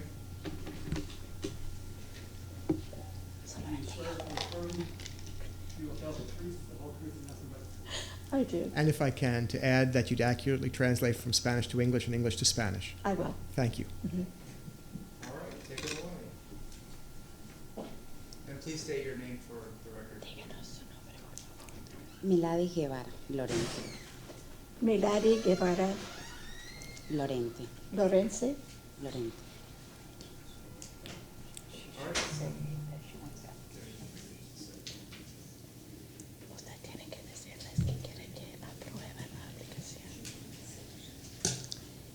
¿Lo digo? Yo quiero, si tengo la oportunidad de que me aprueben la aplicación. I would like to ask if you would give me the opportunity, please, to have this application approved. Okay, Councilmember Greenfield, do you have a question? No, that's fine. So you're the owner of the lot? ¿Usted es dueña del lote? No. No. Okay. Are you the representative of the owner of the lot? Yes. Is that family or? Familia? Friend. Friend. Amigo. So you have paperwork to show that she's the agent, just for the ¿Tiene record? papelería para mostrar que usted Sí. es representante? Yes, I do. Mary? Excuse me. She is the authorized agent. She's the applicant. However, she's not the current property owner. Okay. It's all in the file. All right. Thank you very much, ma'am. Muchas gracias. Por nada. All right, any other questions from the board members? No? All right, seeing none, we will now go to the public for public comment. And if anybody from the public wishes to speak on item number 18, please approach the lectern and state your name and address for the record. Move to close. We have a motion to close from Councilman Miranda with a second from Councilman Goods. All in favor? All right. Who has the last one? I don't know if I'll read it if you All want. right, Councilman Miranda. Thank you. Item number 18, file number REZ 19-81. Move an ordinance for first reading consideration. An ordinance rezoning property general vicinity of 8704 North Otis Avenue in the city of Tampa, Florida, more particularly described in section 1 from zoning district classification RS60 residential single family to RS50 residential single family, providing an effective date. All right, we have a motion from Councilman Miranda. Do we have a second? We have a second from Councilmember Goods. All in favor? Aye. All right. The motion carried with Fierro being absent at vote. Second reading and adoption will be on October 17th at 9:30 a.m. I'm sorry, October 17th at 9:30? Yes. Correct. Tenemos una moción para aprobar la propuesta. Vamos a tener otra junta el 17 de octubre a las 9:30 de la mañana. Ok, gracias. All right, thank you very much. Thank you. Muchas gracias. Gracias. Thank you. All right, we will go back now to item number 12, I believe, and we already did open the 6 PM public hearing, so we're Can I- good there. Can I just, Councilmember Frost? I need to abstain from this, Marty. Yes, Councilman. Number 12 and 13, I need, Number 12, yeah, I'm sorry. do I need to say anything else? Well, I believe you've advised me that I your. recently learned that, just before the meeting, I learned that one of the clients of my firm owns some property in the vicinity of this, and so we're trying to get an opinion on whether it's a conflict or not, but in abundance of caution, I think we're. Well, based on what you've shared with me, Councilman, it's my professional opinion that it appears that this is remote and speculative. However, Section 286 of Florida statutes, if I can pull it up right here, 286.012 states that if the official decision, ruling, or act occurs in the context of a quasi-judicial proceeding, these two are linked and one of them is the rezoning, a member may abstain from voting on such matter if the abstention is to assure a fair proceeding free from potential bias or prejudice and an abundance of caution and to avoid an appearance of any impropriety. You are abstaining, is that correct? Yes, thank you. All right. We'll see you later. So we'll go to number 12, which goes with item 13, but we'll start with number 12. Jennifer Malone with your Planning Commission staff. I will present on item 12 first, and then, I will start with item 12. So this has a history. This was heard under the previous council as the entire site. The subject site before you today, though, is a portion of that subject site. We are along Rowlett Park Drive. East Fly Avenue is to the south. That gray color is the light industrial that the subject site is currently adopted as, and that surrounds the site. This is a TECO facility right here. We have a City of Tampa wastewater facility, and then the Hillsborough River. And to the north is the Rogers Park Golf Course, which is that green recreation open space color. The request before you tonight is to take these approximately 3.7 acres from light industrial to residential 10, which would allow residential consideration on that portion of the subject site. And as I said, it's just a portion of the subject site that the petitioner is asking for. This was heard by the previous. Could you repeat that? Can you repeat that last portion about changing? I didn't quite hear that. Sure. So the request is to go from light industrial to residential 10 on approximately 3.7 acres. There, as you can see, the entire subject site is about 16.85 acres, but the request before you is to only change what is outlined in the black dashes, which is about 3.7 acres. The whole property is 16.8. Yes, more or less, approximately. And so this is the request before you today. I do not have an official Planning Commission recommendation on this specific request because this was heard by City Council back at the end of January under a different request. That City Council voted to continue this amendment, and here we are today. And through that process, it has been amended, the request, and with the acreage and the future land use category that the petitioner was asking for. And if I may, so the amendments that were made, did they address the concerns that the Planning Commission originally had? Just so we can look at that in perspective? Sure. So the Planning Commission actually voted to find this consistent. Okay. Mm-hmm. Yes.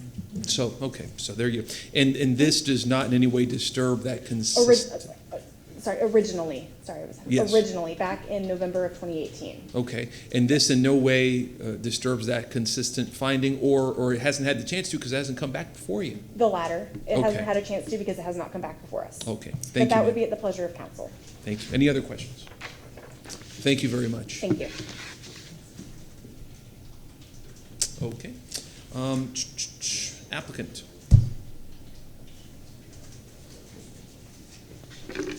Mr. Chairman, council members, Todd Pressman, 200 2nd Avenue South in St. Petersburg, Florida. I have a PowerPoint for you, if you could pull that up, please. Mr. Chairman and council members, I am happy, thrilled, and I am honored to be representing the best group of people I have ever represented in my 25 years. I'm here today with One More Child, Hope Street campus, in association with Idlewild Baptist Church, for this request before you. And I'm going to skip through for the land use amendment parts on the PowerPoint for you. I want to let you know we have great community support. Everybody who's here, if I may, who's in support, would you please stand up? Thank you. PowerPoint, thank you. We do have the Planning Commission's board support. They voted to find consistent of the entire site of the land use that we're asking for. We've reduced it to a very small amount after talking with neighbors. So we have the support of the Planning Commission, we have the support of the Planning Commission staff, we have the strong support of your staff, and we have the support and sign off of every single department in the city of Tampa. This is a group that has a long time, decades history of an outstanding mission in the city. Now, the senior members here will remember that we were here about 6 months ago with a straightforward standard application. We had a room full of Seminole Heights residents and other folks. We have spent tremendous cost engineering this entire site, environmental, trees, everything required for a PD plan. We have met every request and recommendation and desire of the folks who had concerns, except one, and I'll talk about that in a minute. So they wanted a PD plan, we did it. They wanted to restrict uses specifically to what these guys do, we did it. They wanted a severe reduction in the density, we did it. They wanted a land use amendment modified, we did it. They wanted a 50-foot setback in the north, we did it. They did everything asked them except one item that came up last week. Let me continue. So the site's located a little bit on the east side of Tampa.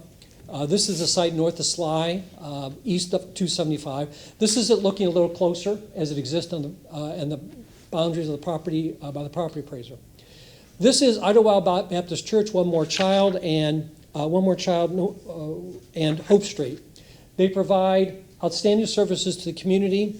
They're primarily providing food service, and not as a meal or soup kitchen, but as a warehouse, which I'll show you how they work. Some of the folks will make you a little bit more of what their operations are.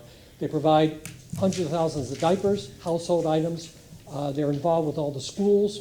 They provide 1 million meals in that respect and many volunteer hours. There's a history to the site. In 2016, a land use amendment came through that was approved by this body, allowing an increase or a substantial increase in residential density. That was approved by DCA. The owner pulled it, that deal fell apart. I told you in January 2019, we came through with a standard application. We made tremendous time, tremendous cost, changed everything, retooled it, and we're here today with support. The Department of Economic Opportunity in Tallahassee approved it, as I said. So the issue today is a future land use amendment from light industrial to residential 10, only for 3.7 acres at the extreme south, and a rezoning, which we'll talk about another time. There are several waivers to the drive aisle, reduced lighting berth, and some trees. What's the use proposed? Sorry. Yes. That's towards the rezoning. Oh, I'm sorry, excuse me. That was my error. So this use is 85% warehousing and trucking of non-perishable foods and a single mother's home program, housing program for 16 units. So primarily Hope Street has trucks that go to the supermarkets and other volunteers who provide foods. They bring it to their warehouse, which would be this site, and then they distribute those non-perishable items throughout the community. And Mr. If we could stop. I've been advised by the Planning Commission that what you're talking about now is more in the line of the rezoning as opposed to the residential section, which is limited to approximately 3.7 acres. Well, I certainly agree with that, but at the same time, the council has to have a minimal basic knowledge of what's proposed on the site, which is two primary uses. One use is not in the land use, but I would just suggest, I'll be happy to do whatever direction you want, but these gentlemen cannot vote unless they at least have just a minimal understanding. Of context. I'll be happy to proceed. Council, what is council's pleasure? I mean, I would suggest a minimal understanding of context, I think, is important. I think we have to know the substance of what we're dealing with, et cetera, but I would leave that to very, very limited under the circumstances. That's all I have to say. Very limited. Thank you. That's all I have to say in that regard. If we can continue, please.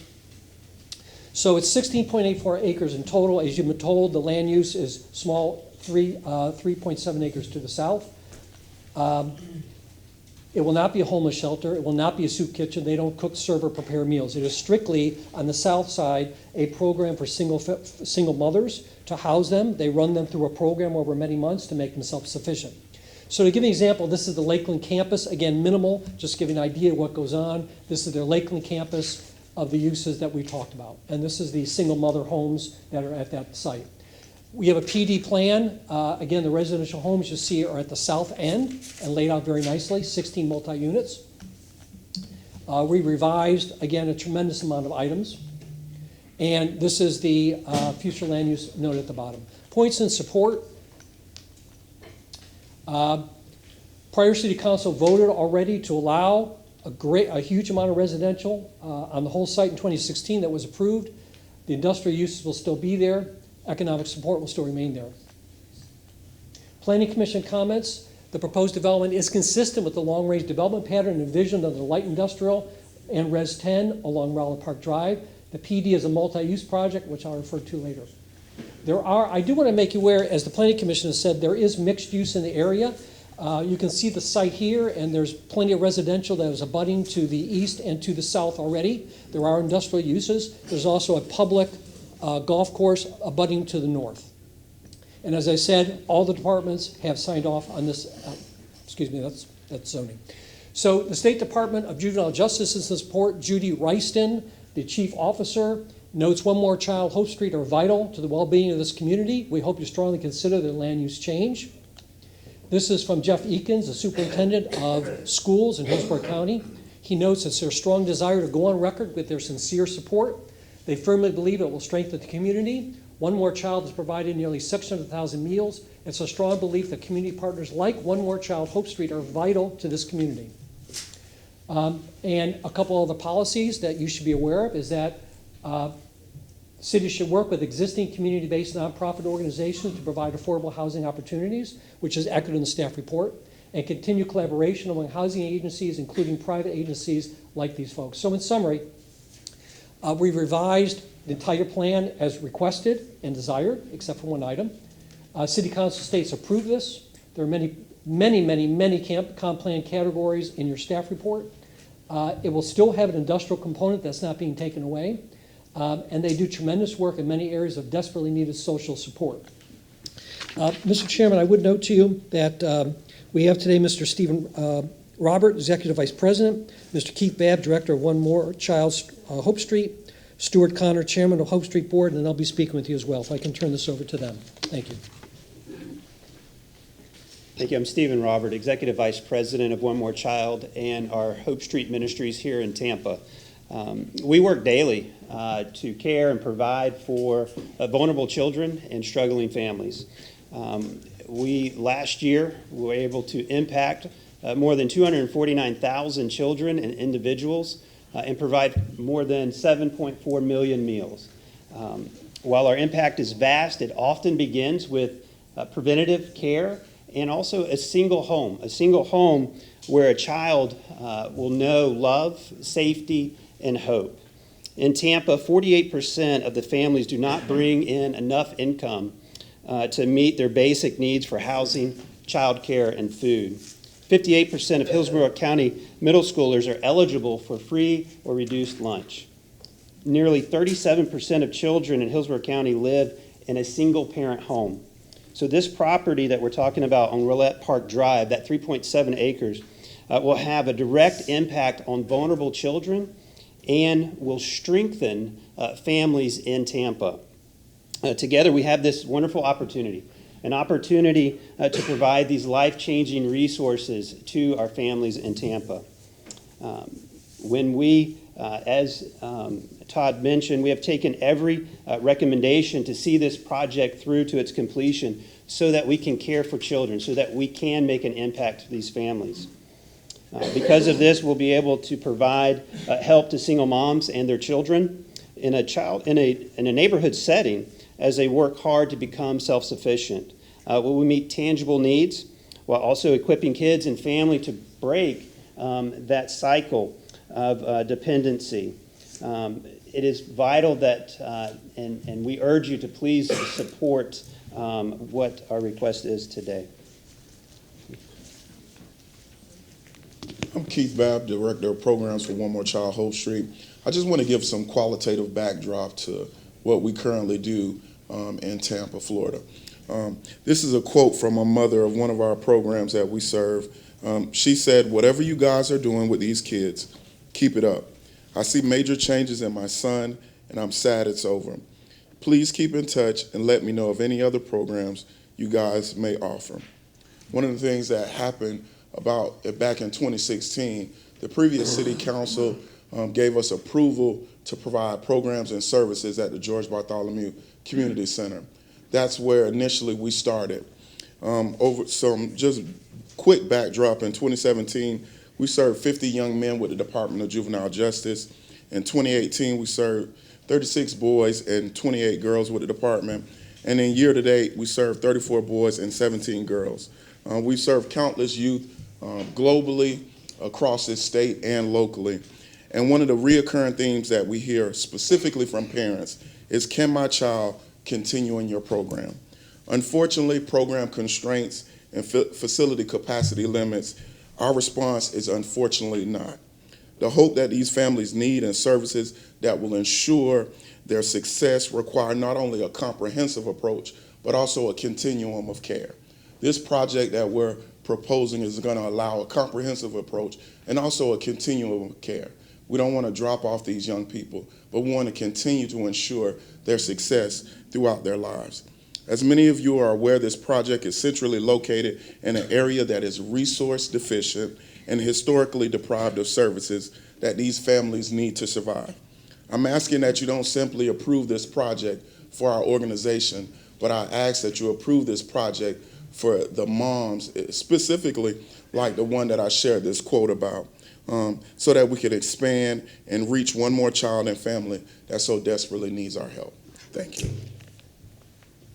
Good evening, Stuart Connor, 1202 Oxbridge Drive, 33549. I am reading a letter on the behalf of Pastor Ken Whitten to the honorable city council members because of a previous speaking engagement that could not be broken. I'm sorry I cannot be here in person to thank each of you for what you do with the city every day and to witness what I believe will be a historical vote to care for children and families in Sulphur Springs area and beyond.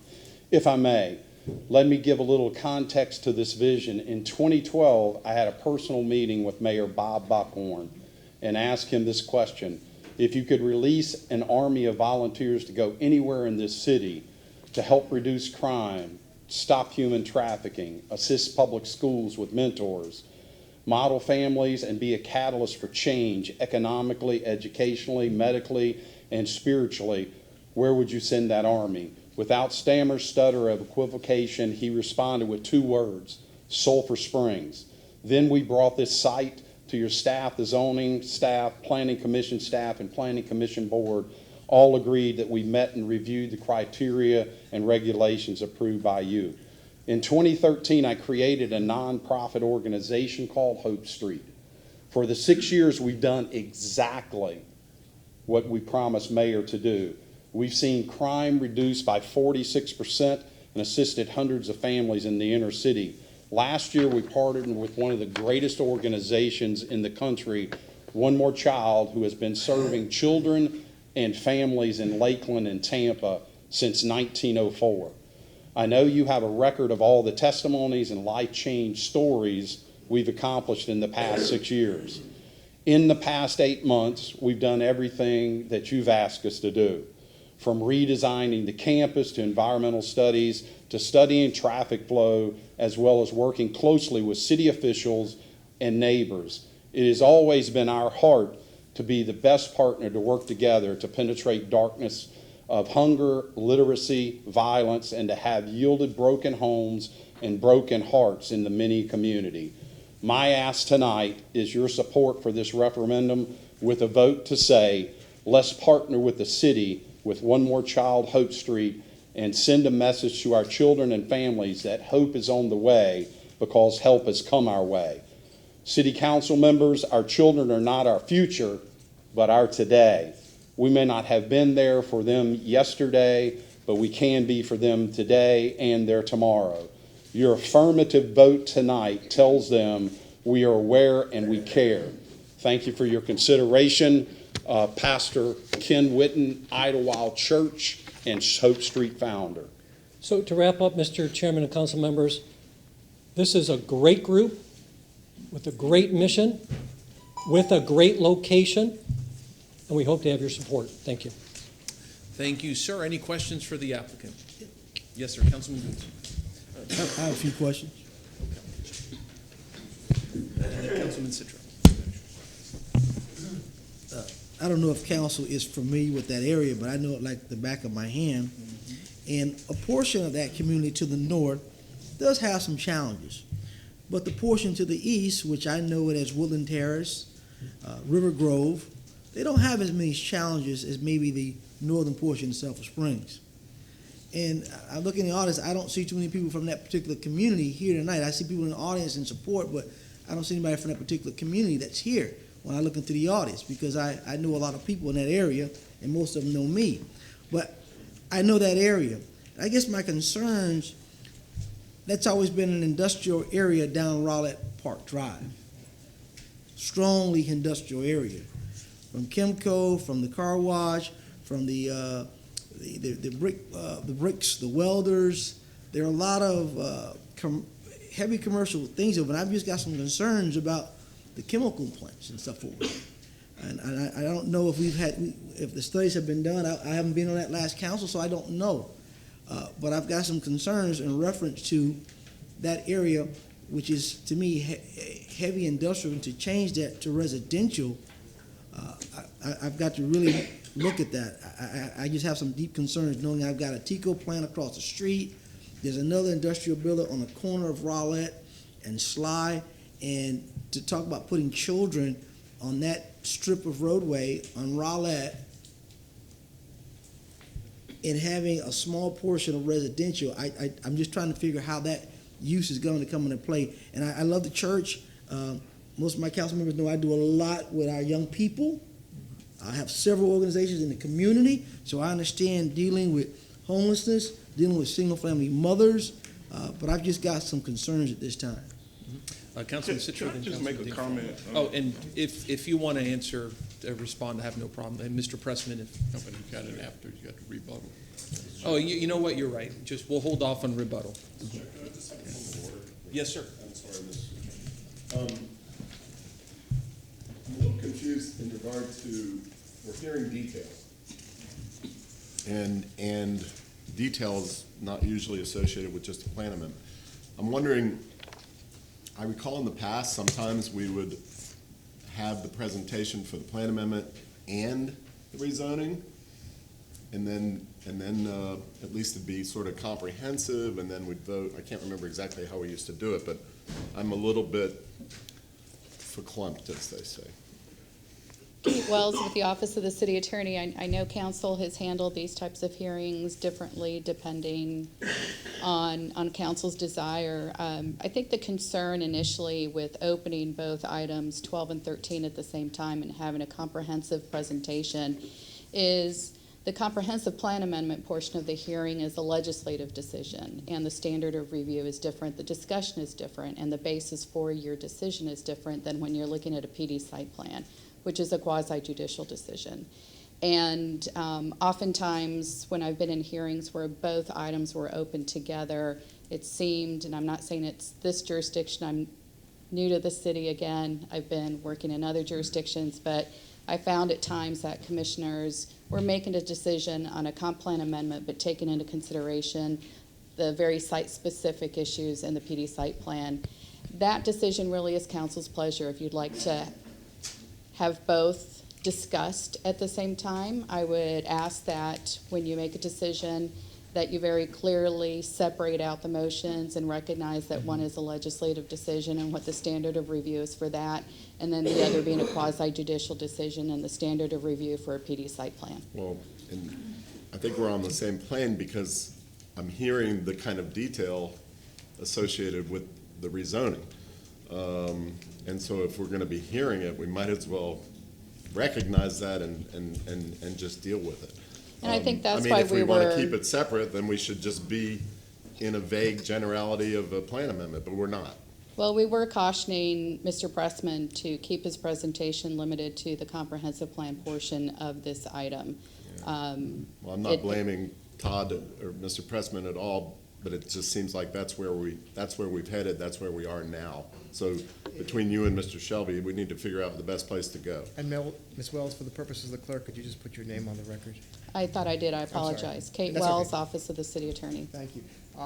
Mr. Dingfelder, we did have an opportunity to discuss this, and we did discuss it with Mr. Pressman, and the concern was based on its previous posture with regard to public comment and determining parties who may be in support and may be adverse from a potential litigation standpoint.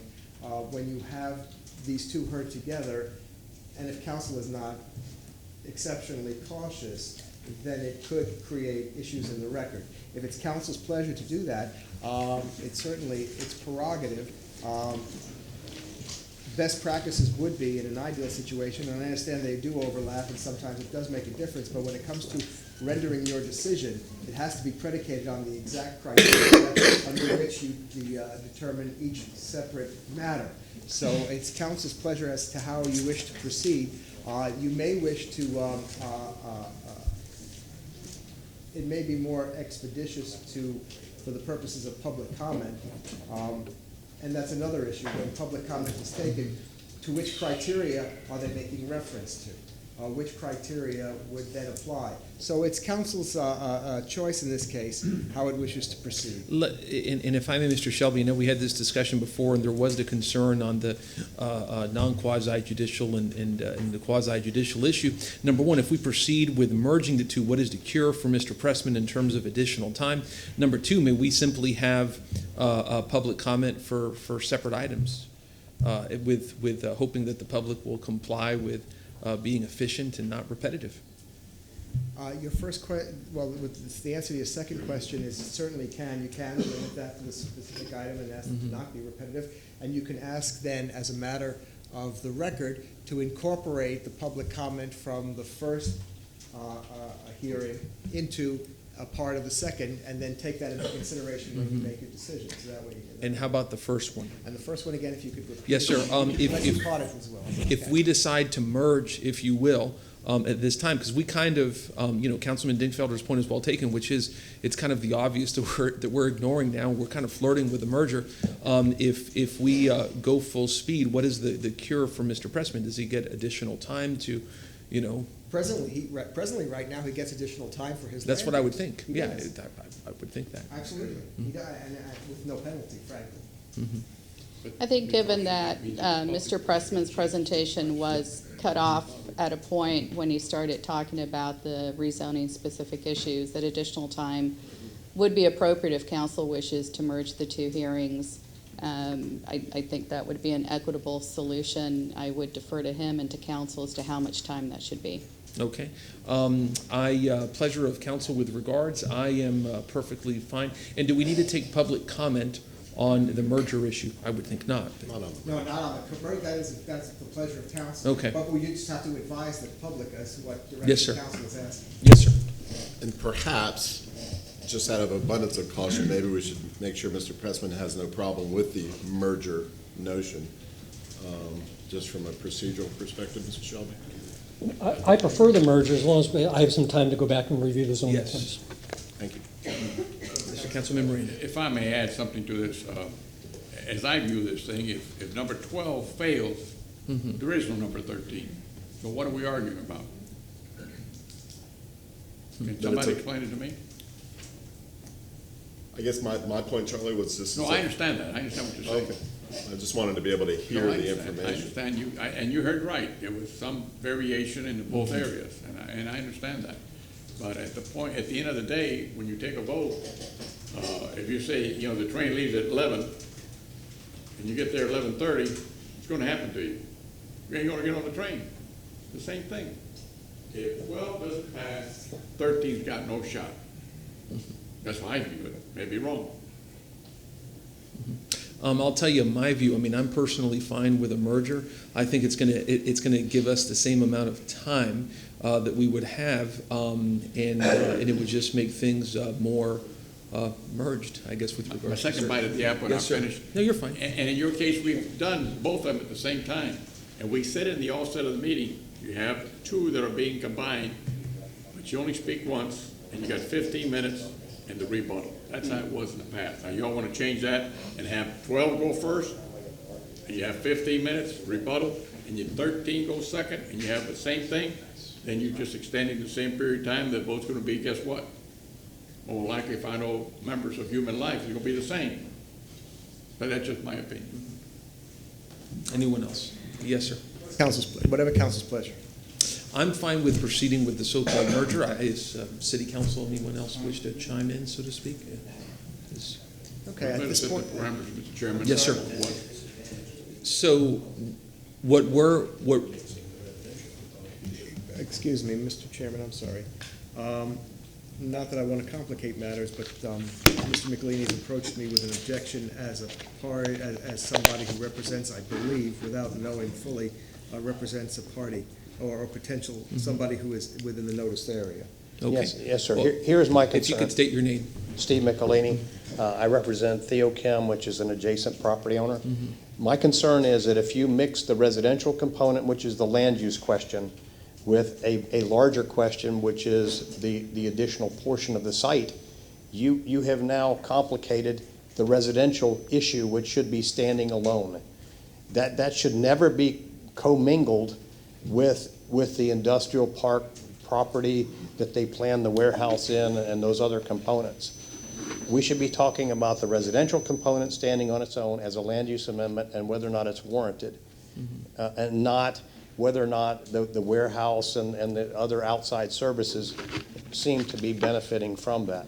This is strictly a land use question that involves should you or should you not convert light industrial to a residential allowable land use component. So I would argue with you, please do not commingle these, because then you're going to have trouble saying, well, I like this program, or I like this, but it is not specific to the residential issue, which is the land use concern. And one thing I'll say, and Mr. Shelby, I'll defer to you in this regard, but here we have a potential, I don't want to, intervening party making an objection, which may very well, have some relevancy in the future. Your thoughts, sir? I contemplated that based on when this came before the previous council, and that's why it was my recommendation, and I discussed this with Ms. Wells, that in an abundance of caution for an avoidance of putting the city in legal jeopardy when it could be easily avoided with an ounce of procedure, that we take the more prudent approach, a cautious approach, given the parameters of what we're facing. Okay, and is the ounce of procedure to keep them separated? That would be my recommendation, especially in light of an objection on the record. Councilman Dayfeld. I'm fine with that. I just think that if we're going to do that, then we need to be sure. Yeah. And Mr. Pressman, with all due respect, we just need to keep the record clean. If we're talking about the land use amendment, let's talk about that and not get into the whole warehouse and other issues.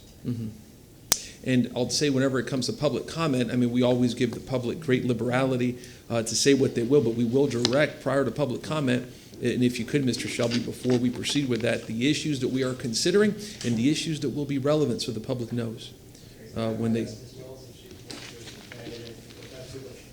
You're exactly right. And if council, of course, there's public comment and being at a public hearing, and this being a legislative matter, people have the right to speak. But again, with regard to what council is required to deliberate upon and base its decision, that may be in a position of having to disregard the things that are not relevant to your decision. Exactly. Thank I you. agree with you.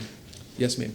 Kate Wells, Office of the City Attorney. Since we're going to be proceeding on the land use amendment only, and I think for clarity for those in the audience that may wish to address this as part of public comment, the standard of review on an amendment to the city's comprehensive plan is whether the requested land use category, in this case, the residential 10, meets the intent of the general character description of the city form, component in which it is being requested, and is otherwise consistent with the comprehensive plan. So the focus really needs to be on the comprehensive plan and whether the proposed amendment is consistent with it. Thank you.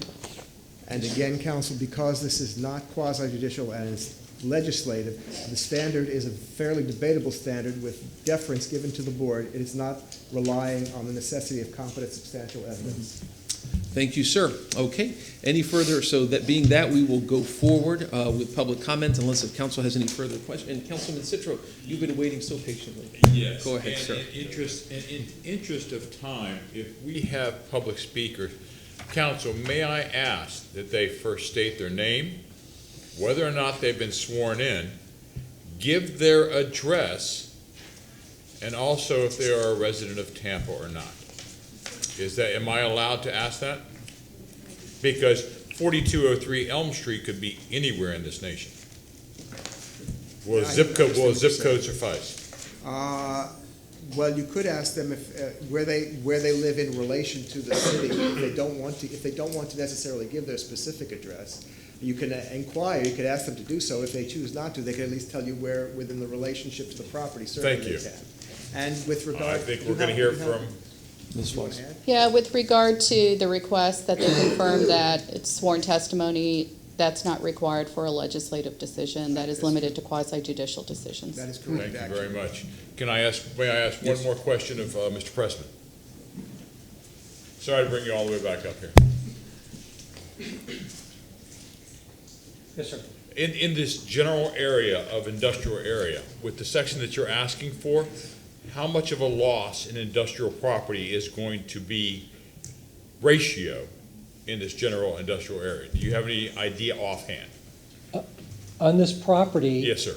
the In the property general is 16 industrial area. Oh, the best answer I can give you that I would know is 16.8 acres is on this property. We're only requesting 3.7. I'm going by memory. Is that the question you're asking, sir? Actually, I'm asking the whole industrial area there in that general vicinity. I know what you're trying to tell me in Yeah. what has been requested prior as opposed to what is today. Oh, that might be a planning question, Mr. Citro. Please, go ahead. Sorry. Jennifer Malone with the Planning Commission. I did calculate this before the hearing. If my memory serves me correctly, it was approximately 165 acres of light industrial land within this general vicinity that you could see on the future land use map, and then 3.7 of that would be removed as light industrial. Thank you. Thank you. Thank you, Mr. President. If I may, with liberty, if I may, both the Planning Commission indicates to you that this is a mixed area of residential and industrial.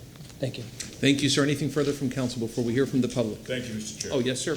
And one thing on Councilman Citro's request on residency, does that implicate any sort of legal issues for appeals, anything of that nature, just to make sure out of an abundance? I'm not aware of any. I don't know whether I would think not. I do not believe there are. That there would be the case. But again, if there's somebody for whatever reason, maybe there's a legal reason that they would not want to disclose their exact address, to be able to give it in the general vicinity, Okay. if that's the case. And that's their prerogative unless council insists. Okay, and would it be a correct statement to tell the public that if 12 does not pass, then 13 is not going to happen? Is that a correct statement? Legally, that would be actually the case. What the options are to the petitioner as to number, depending on what happens to number 12, I don't know what all the options are. I just want to be fair to to the the petitioner public. Yes, as I think to that's what important. their choices can be with number 13. Yeah, the application for PD rezoning is contingent upon the comprehensive plan amendment. So to move forward with that one, you'd be looking at a rezoning that is not consistent with the underlying comprehensive plan. Thank you, ma'am. Okay, next, and Councilman, do you have it? Okay, next we're going to move forward with public comment. Just so we get an idea, please raise your hand if you plan on speaking on item number 12. Okay, if you are planning on speaking on item number 12, please stand if you could, line yourself up against whichever wall you'd like, and let the first one go forward. And if you could, please begin by stating your name and pursuant to the request, just the general area in which you live. Go ahead, sir. Cornelius Pate, just a resident, born and raised native of Tampa, me and my wife. That property that we're looking to, I got married, I lived down the street 30 years ago when I got married. We're going on our 31st anniversary, me and my wife. Then there was junk, tires, bush, trees. It was a dumping area. 30 years later, guess what it is? Dump, tires, everything. There was no concern for this property until Hope Street came in and purchased it and cleaned it up. I wish you was here at the last meeting. 75% of the audience was African American during the first meeting. I know you wasn't here, Mr. Reddick was here, but there was African American and they was here in support of Hope Street during the first meeting. Most of us was told we didn't have to come to this meeting, so that's the reason why you don't see representatives of this audience representing the neighborhood, because we was told not to come. This property is on the east side of the railroad tracks. So even though you mentioned Sulphur Springs students go to Sly Middle School. They go to Foster. So they're this is all within the same area. Sly is a D school. I believe Foster is a F school. So this is still in the same area, which is really, on the east side, it's 95, 99% African American. And what I'm amazed about is that you look at this audience now and you see how many Caucasian is willing to come in and help this community in this way. Don't deprive us of this opportunity. Do not deprive, I'm speaking as a black African American, do not deprive the black family, black kids of this tremendous free, there's no charge, free opportunity to help our community. Don't deprive it. And this is not really a part of Seminole Heights. This is on the east side of the tracks. Seminole Heights is really on the west side. So when I lived on the east side right down the street 30 years ago, I wasn't solicited to be even a part of Seminole Heights, so I don't know what that's all about. But anyway, I hope you approve this amendment. Thank you. We appreciate your remarks, sir. Thank you, sir. Next, please. Good evening, Commissioners. Councilman. I make that mistake honestly. I'm approaching now near 20 years in public service, and this is the first opportunity I've ever had to appear in front of you. I say that to help put emphasis on the importance I believe that this subject matter is. I've had the pleasure of serving in an advisory and a board capacity on this organization since its inception. Right? It's an interesting discussion that just occurred here a little while ago. And to speak specifically about the residential component of it, that is fundamental to the philosophy of this organization. It's trying to finding where's the starting point on a circle when you deal with some of these things. It's almost impossible to find. But this group has identified the family as the cornerstone of everything else that they build on. Whether we're talking about generational poverty, hunger, illiteracy, any of these things, it starts with the strengthening of the family. And that's what this is. This is about relatively temporary housing while families go through a training program under which they become more self-sufficient and able to deal with the situations, thereby fortifying the underpinning of the community itself. Right? I would point out to you that what's also interesting is the proximity of these 3 acres relative to the existing housing. That's right there. It is in the southernmost, I believe, westernmost position of the property. And please keep that in mind. And what is also somewhat ironic is that, as I said, this is the cornerstone of this organization's program. It was pointed out by this council that should this one element not go forward, then the entire issue is moot. So in fact, this issue is in fact the cornerstone of whether or not this organization continues in this community or not. I ask you to give a favorable vote in this, one, out of courage of leadership, and two, out of your humility of a representative. Thank you for your time. And sir, could you just put your name, please, on the record? Yes, Rich Reedy, Northdale. Thank you, Mr. Reedy. We appreciate it. Next, please. Leon Battle, 1015 Sykes Boulevard, Lakeland, Florida. Prior to Lakeland, Florida, I lived in Tampa. I was off Nebraska Avenue. I knew what it was like to live in toxic environments. Toxic environments meaning drugs and alcohol and violence. Grew up with a father who was a crack addict. Me and my mom moved around quite a bit. It wasn't until we were able to get moved out of the situation that we were in into a new situation that we were able to find peace and wholeness. That's what One More Child does, is they take families, they bring them to a secure location, put them through a year program so they can get self-sufficiency. One More Child moves families from where they're at to many of them having their first home. We had a mother recently who saved $14,000 through her 1 year with us. She was able to buy her first home. She went from living in her car to having her first home. I sincerely believe in this program. I believe that every child is one caring adult away from being a success story. I believe Tampa Bay is a place where we have a lot of caring adults. There's going to be volunteers that are going to pour into these children. For me, it was when brave men came into my life and encouraged me. Today, I am Vice President of Strategic Partnerships at One More Child. I'm working on my doctorate. It wasn't, but by the grace of God and by organizations like One More Child and caring people and individuals coming into my life that I could have accomplished what I am today. So I strongly, strongly urge you to approve this rezoning so we can see the best for our families here in Tampa Bay. Thank you. Thank you very much, sir, and thank you for telling your story. Next, please. Mr. Chairman? Yes, sir. Just as a point of order. Yes. Totally compelling story, and we appreciate it, and I don't mean to diminish it by any means, but again, we're blurring, and I think we just need to urge people to focus on the plan amendment, not the specific use. I'll say, I mean, I think that's more for council to weigh. The public has been advised of the irrelevancy of some of the matters ahead, but your point's well taken. Okay, thank you. Ma'am, go ahead.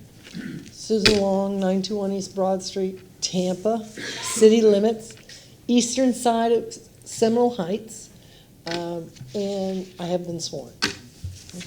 I'm not opposed to the project.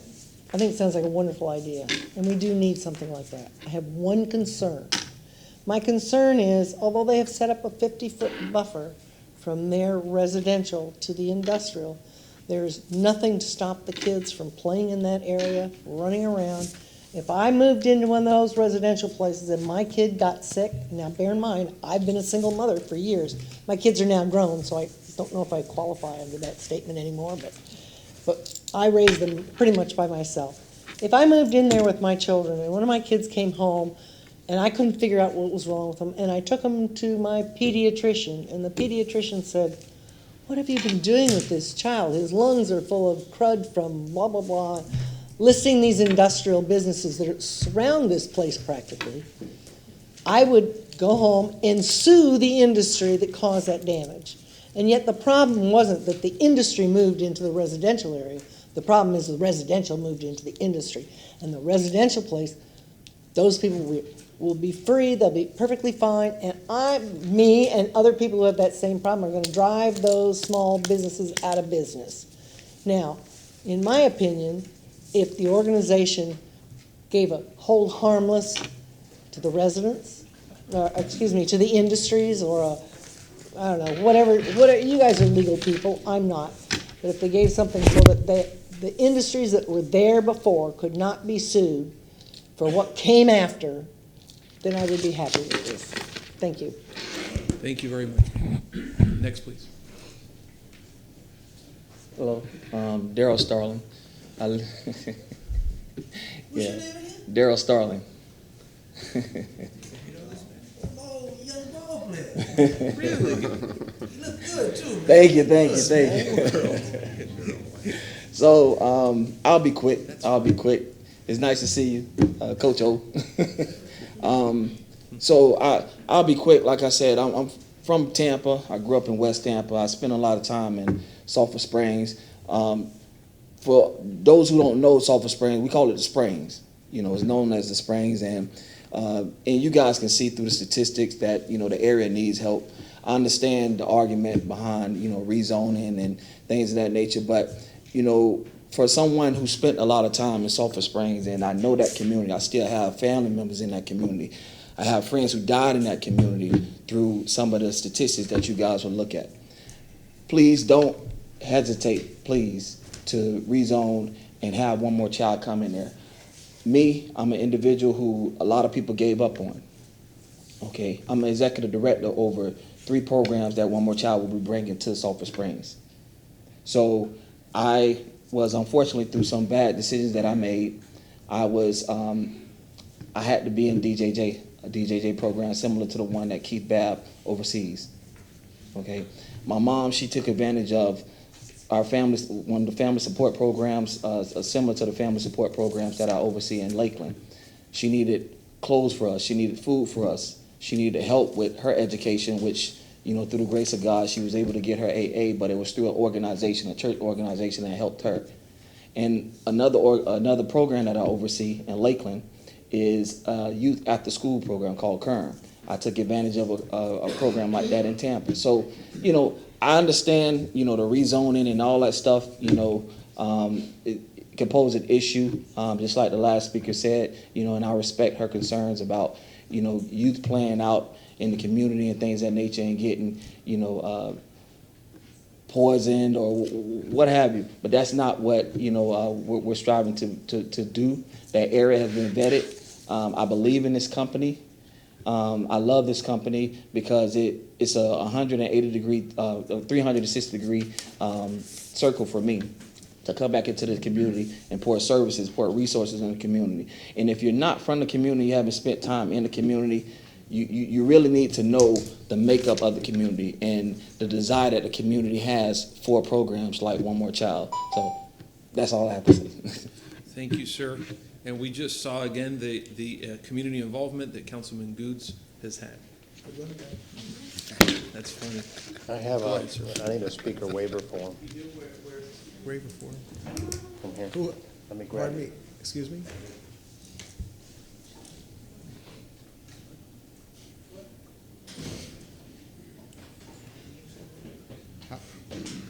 Can we propose that he fills it out afterwards? How many names on the speaker waiver form? Just one. Just one name? Yeah. Mr. He says that Michelini? that's fine with Whose me. name is that, the name of the person? Stephanie Theophilus. And you'll fill out that form and submit it? Mr. Michelini, thank you. Is that acceptable? Thank you. Yes, One sir. extra minute, 4 minutes, please. Steve Michelini, I'm representing Theochem and 10 other industrial businesses that will be impacted by a change in land use from light industrial to residential. You, as a council, would never dream of putting an industrial park in a residential area. And these folks have been there.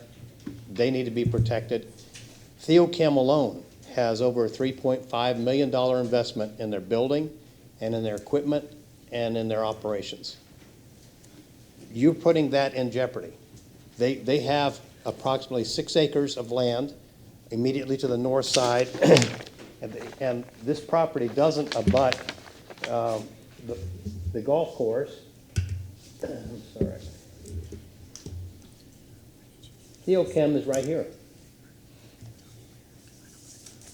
Pico is right here, 32, almost 33 acres. They have transformers, they have heavy trucks, they have heavy equipment, and right here is where they're proposing to put a residential component. They're surrounded by industrial users. You're putting all of them in jeopardy. The city doesn't have a lot of industrial park property. And so what's happening now is that all of these industrial users are ending up going to Pasco County, or they go into Polk County, going right across the county line because the city can't accommodate them anymore. You have a residential small street. Heavy trucks go on that street. We heard a lot of discussion about single moms with children. Why would you put them into the middle of an industrial park that has a major chemical plant, that has manufacturing plants for transformers, that has heavy welding, heavy assembly, solar panel manufacturers, heavy automobile manufacturing and automobile motor repairs and machinery. The real issue is, does a residential component belong in an industrial park? The answer is no, it doesn't. They had no previous approvals. I know that Mr. Pressman said they had a previous approval. They did not. It never went through the process. It was withdrawn. They have never had a completed process where they were approved for anything. It remained light industrial. There's been no evidence, no discussion whatsoever about why a residential component would be appropriate in this location. You heard about the programs, and that's why I was insisting that they be separated. They talked about what a great job they do. I agree, they've done a great job. But the great job doesn't have to include a residential component. The warehouse can be there just as it is without changing any land use. They've recognized that. So if that's what they're really talking about is the programs and what a great job they do, go for it. There's other land available that's residential in the immediate area. There are vacant homes immediately to the east. Buy them. Put the people that they want there. They can be in close proximity, but don't put them in an industrial park. Don't jeopardize the other businesses that are there. You asked the Planning Commission for how many acres were tied up in the immediate area. 165 acres in the immediate area that's light industrial. More than half of that involves these 11 users. The other 32, 33 acres is TICO, which is immediately to the east. Now, what's going to happen? You know, you heard somebody say a minute ago, why put them in jeopardy? Why jeopardize the children? We tried to reach an agreement with the petitioner regarding reasonable restrictions that would protect the industrial users, that they wouldn't be complaining about vapors and chemical plants and, you know, vibrations and everything else. We couldn't get to that. They just simply said, no, we're not going to do that. It's overreaching. They are overreaching by putting a residential component in an industrial park. We ask you to deny the petition. Do not go forward with this. It's a reasonable request, and they have not proven their case for why it should be. Thank you very much, sir. Appreciate it. Councilman Dingfeldt, we got a question. Mr. McElhaney, and I apologize, when you put the map up, I needed you to point out specifically, okay, pull it back a little bit so I can just see the total. Okay. Very slowly point out where Theochem is. TICO's here, Theochem is here, and all around, and here, all the way around here are all of the industrial users, and also to the south. So above Crawford Street, with Crawford Street's residential now.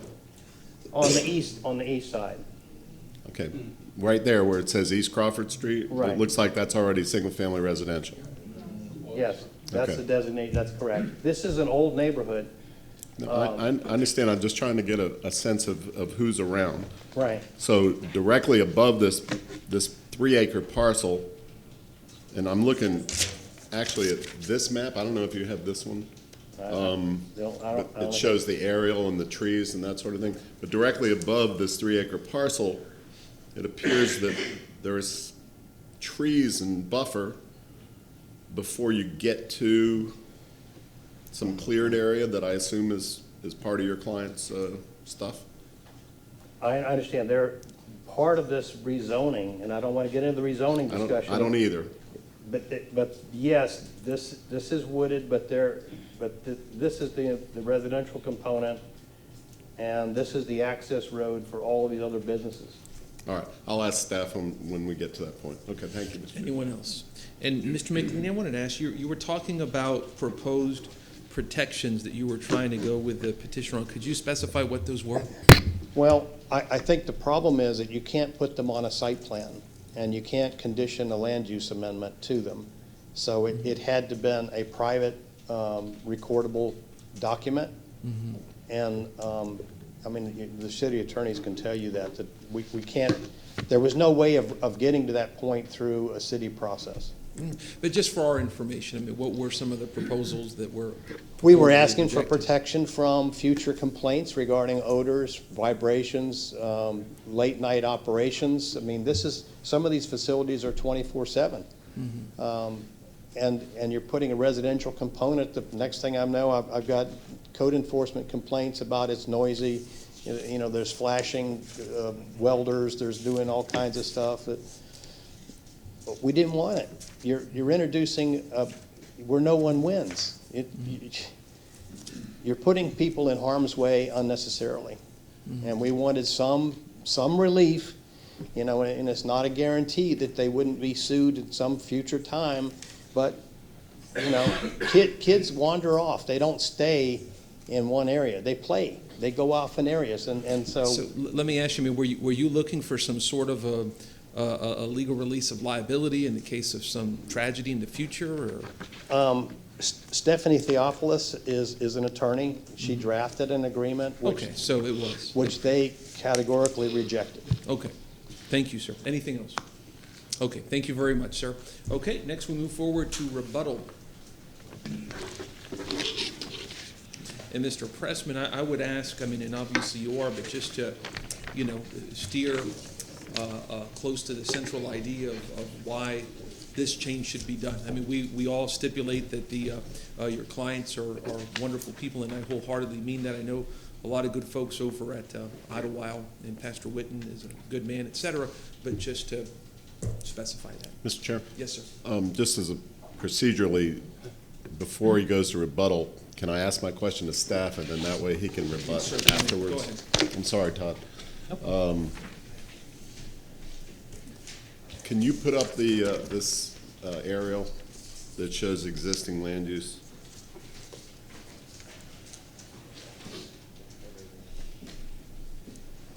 Jennifer Moore with the Planning Commission, just bear with me a moment.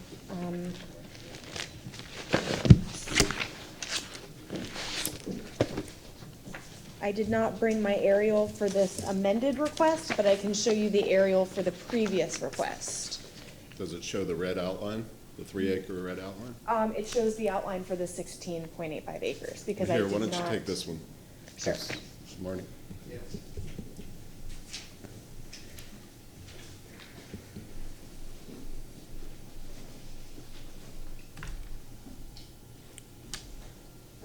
Okay, so I was trying to get a sense of the cleared areas across the street. How big is that street? Is that I mean, it looks like there's 2 streets there going. Oh, that's a Tico right away? This is Tico. Okay, that's Tico. This is Rowlett Park Drive. Okay. And then we have, I believe, this is Theachem, or this is Theachem. I do have, maybe this will help. This is what the street looks like. No, I'd go back. Is that what, no? Just Okay. go back. I just want to get a sense of the 3 acres of proposed residential change to the R10. Don't go too tight. Thank you. Other than across the street, which is the Tico, what's to the south? An industrial user. Who- I don't know Do we know which specifically one? which industrial user it is. Mary might have that information from the zoning. Okay. And then we've got some trees and easily, what, 4 or 5 acres before we get up to those industrial uses further north, correct? Well, this entire site is 16 acres, so we have 3 acres here. Right. Approximately, in my professional planning opinion, just looking at it right now. Right. And then we get to those 2 big parcels. Yes. Okay. And then there are houses that back up to this site over here. Right. And then we also have some industrial users to the north. I just wanted to put it in context. Thank you. You're welcome. Thank you, Mr. Chairman. Yes, sir. Anybody else? Thank you, ma'am. Thank you. Mr. Pressman, go ahead, sir.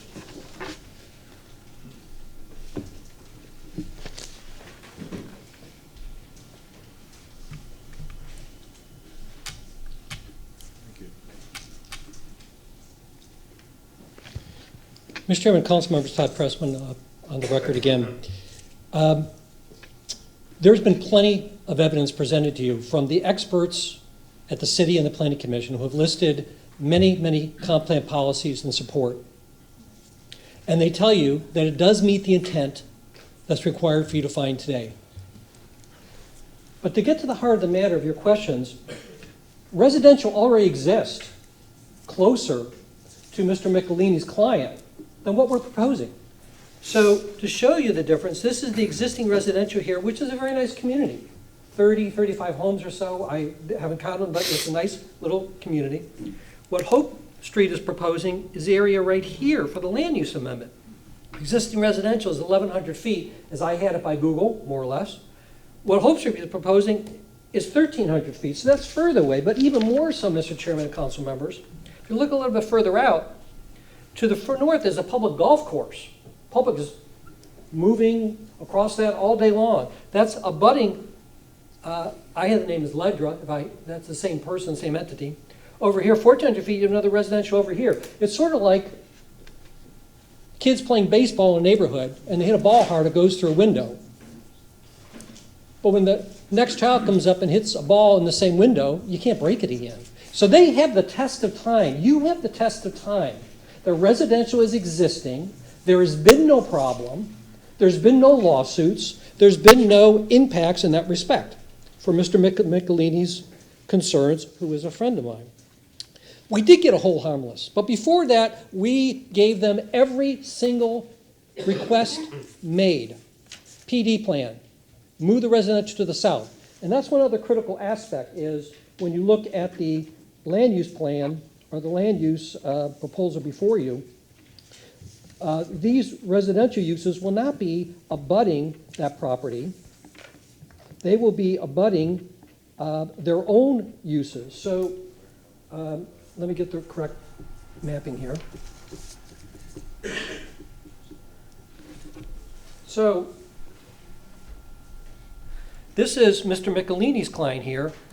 We're doing a future land use amendment here. You have this entire distance that's under our control for industrial. This is not going to change. We don't abut Mr. Michelini's client. You have a vast area of land and trees between the two, plus all the existing residential just in the immediate area. We did receive a hold harmless agreement from Mr. Michelini and his client, and we did have our attorney look it over. And his answer was that it was, in my words, overreaching and excessive. It created huge liabilities for one street. That they're placing liabilities, hazardous waste liabilities, everything they're placing on future potential liabilities on my client. Further, that it creates liabilities that have nothing to do with the rezoning, as I've been told and I've been counseled in that respect. So I would ask you to look at how we came here last time and how we are here today. You have support from the community, except for Mr. Michelini. We have revised, we've renovated, we've motivated. We've done everything you've asked to do for this particular land use category. You have tremendous support from leadership in this community that's been presented to you, and you have tremendous support from this neighborhood. So again, in summary, we appreciate your time and consideration. This is a great group of people for a great project, and as the experts have told you, it is a great location. Thank you. I'll put these in the record if I may. Any questions, comments? Thank you. Councilman Maniscalco? So how I look at it is there's plenty of residential there, some closer than this proposed project, and then to the right in that blue section of the map, that's the city's water facility. And that's even, I mean, that literally abuts right up to the residential section. So, I mean, had this been something completely new and there was no residential to begin with, that's one thing, but I mean, it's a heavily populated area, or a well-populated area already. Thank you, sir. Anyone else? No one else? Okay. And Mr. Pressman, if I may, how many kids are going to be living there? There's we hear 16 multi-units. Let me get a correct answer for you. Isn't that the kind of detail that we're? And you know what? supposed to- Okay, you're right. Strike that question. Strike the answer. Struck, Mr. Chairman. See. Yes, sir. Thank you. Thank you for correcting me. Okay, no further questions. May I have a motion to close? We have a motion to close by Councilman Escalco, a second by Councilman Citro. All in favor? Aye. Any opposed? What is the pleasure of council? Councilman Escalco. I'll take it for reading. I have an ordinance being presented for first reading consideration, an ordinance amending the Tampa Comprehensive Plan future land use map for the property generally located at 7,000. I'm terribly sorry, forgive me. I believe that there has been a substitute ordinance that has to be accepted by council. Not on. It's already been filed? Is the title the same? Do you know? Or should I just ask the council to just accept the substitute and have them read directly from this so there's no error? What? The memo is on the bottom? I'm sorry for the delay, council. I just want to make sure that we're... Sure. That's the correct one? Is that the same as the title? Is that the same title? Just for the sake of... If you can just read this title, then we can sir. Thank you very much. My apologies. No worries.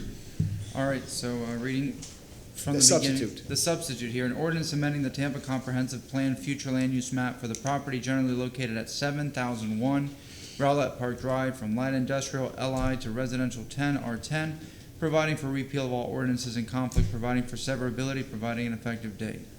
Do we have a second? And the basis, sir, for your decision? Well, I see competent substantial evidence from the petitioner as to why this should be approved.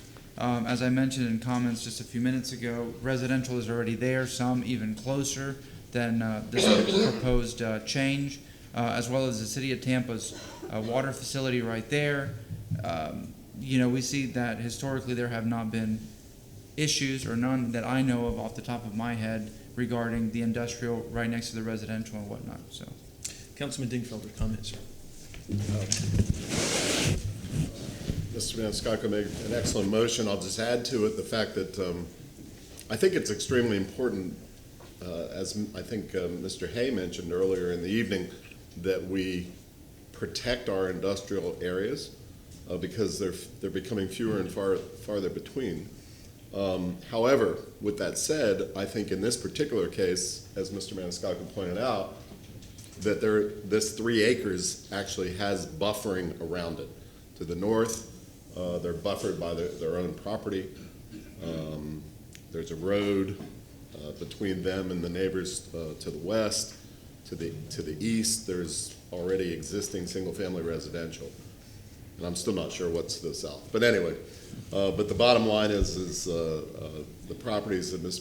Michelini and his client are concerned about, I believe, are sufficiently far away, really not to be negatively impacted by the residential. Okay, Councilman Good, sir.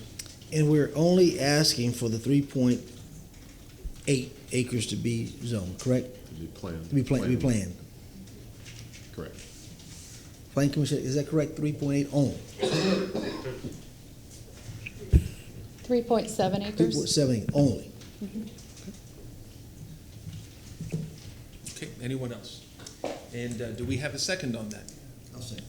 Okay, and I'll just, and Councilman Citro, do you want to say anything, sir?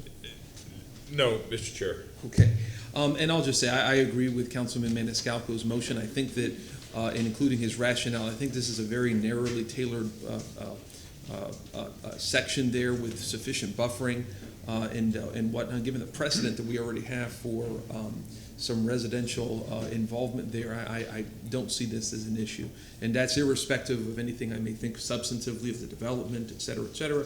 I think that it stands on its own 2 feet, so to speak. Okay, we have a motion by Councilman Escalco, a second by Councilman Goods. All in favor? Aye. Any opposed? The motion carried with Carlson abstaining. Second reading and adoption will be on October 17th at 9:30 a.m. Okay, now we move to our public hearing, number 13. you asked.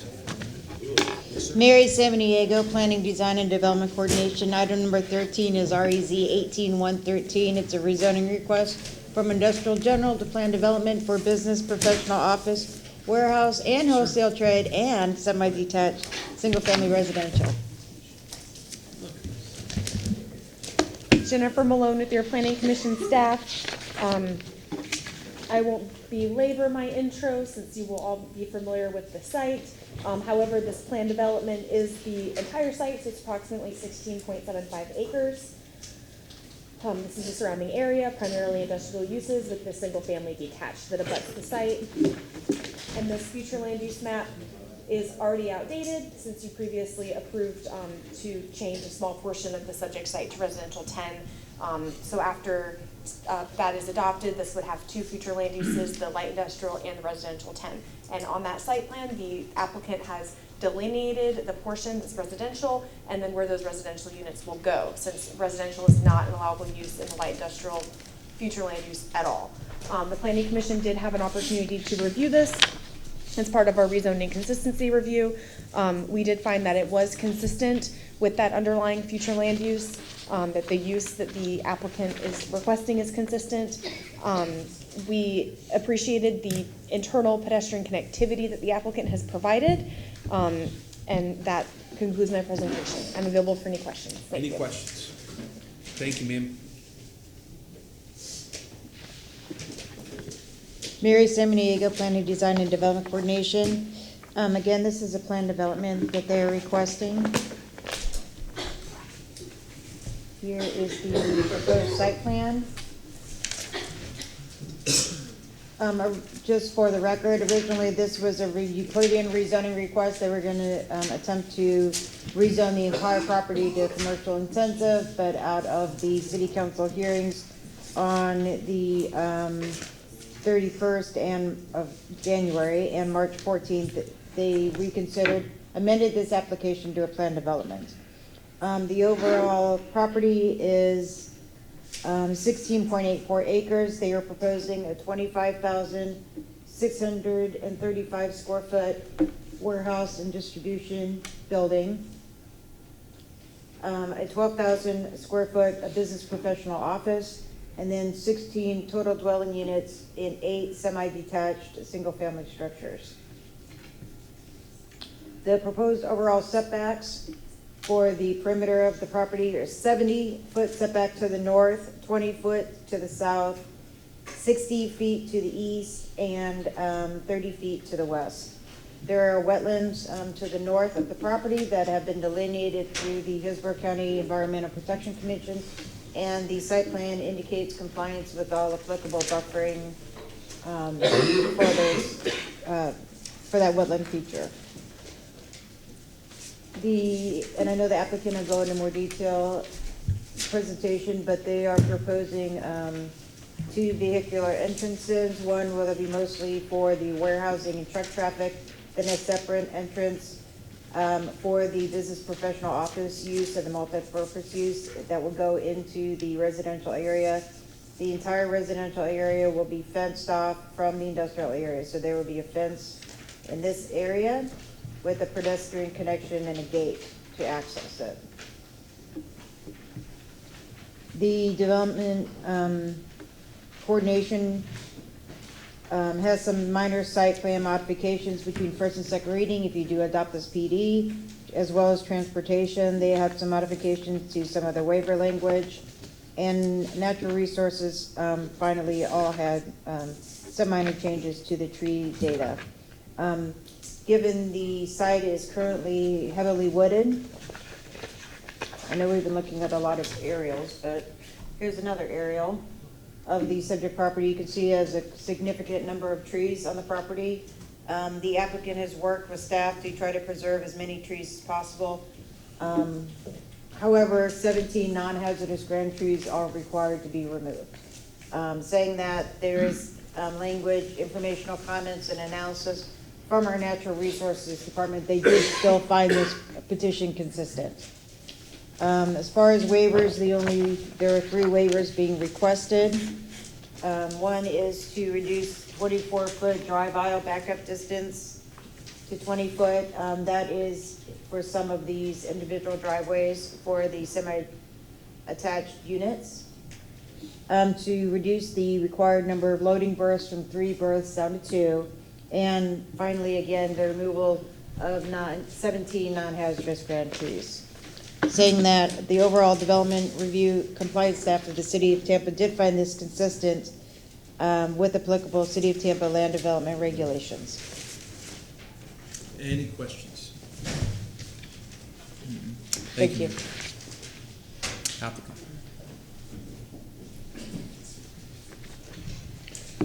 I'll make this quick. If we go to the PowerPoint again, please.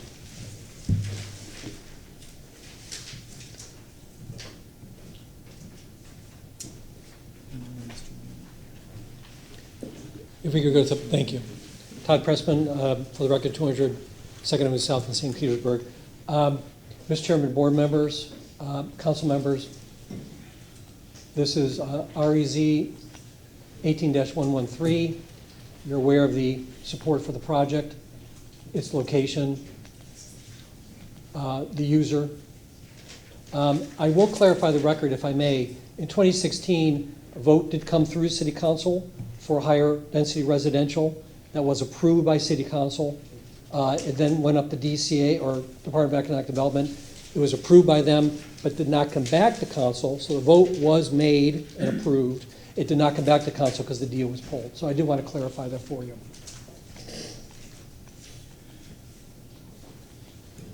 So we're going to a PD, which quite frankly has been designed and modified to meet the many neighbors of concerns. That's really why we went to the PD and all those elements. I will say in regard to the tree issue, we worked extremely long and hard with Natural Resources Department, the zoning staff, and the Planning Commission staff. They were great to work with on this, and we went through a lot of renditions.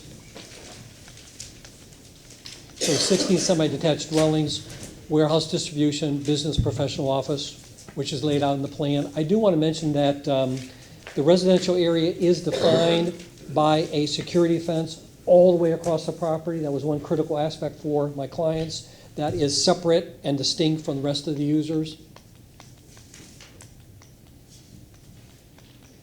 You have the PD plan in front of you. It's basically three parts: the compassion center on the north, trucking, warehouse, storage, multi-use activity, family sport in the center, and the residential homes. I'll just note again, your staff and policies are completely in support. Your zoning staff notes the proposed project is a mix of warehouse, office, residential. It does meet the intensity and is consistent with intensity and development pattern of the industrial, office, and residential uses in the area. You've heard the comments from the Planning Commission. All the staff departments are in support. As you can see, they are all consistent. You've seen the public support or community leader support. So with that, I won't go into any more details. I don't think that we need it, but if there's any questions or if I may reserve time, I'd be happy to. Thank you. Any questions for the applicant? Thank you, sir. Thank you. Question. Oh, I'm sorry, Councilman Boots, Mr. Pressman. Yes, sir. That warehouse in the back on that one frame you put up, can you put that back up for me?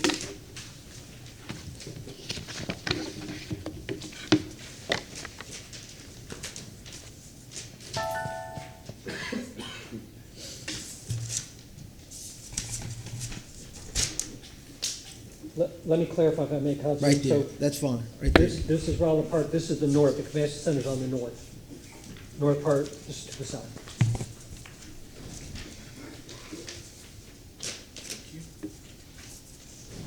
I was just looking at the warehouse portion. Yes, sir. Is that 24 hours operating? Is that certain just morning time operation? That's a pretty quiet neighborhood in the back of there, so I just want to know. The hours are 8:30 to 4:30, but that compassion center, that area is not abutting to the residential. So the other residential other residential neighborhood is located over here. At the bottom. Compassion center is up over there. Thank you. Thank you, sir. Anyone else? Thank you very much, sir. Thank you, sir. Okay, if anyone is here to public to comment on item number 13, please come forward, state your name. And before Mr. McElhaney starts, is anybody else here to comment on item 13? If so, please raise your hand. Okay, Mr. Reed. Okay, go ahead, sir. Steve, is that showing on your overhead? Steve Michelini, representing Theochem.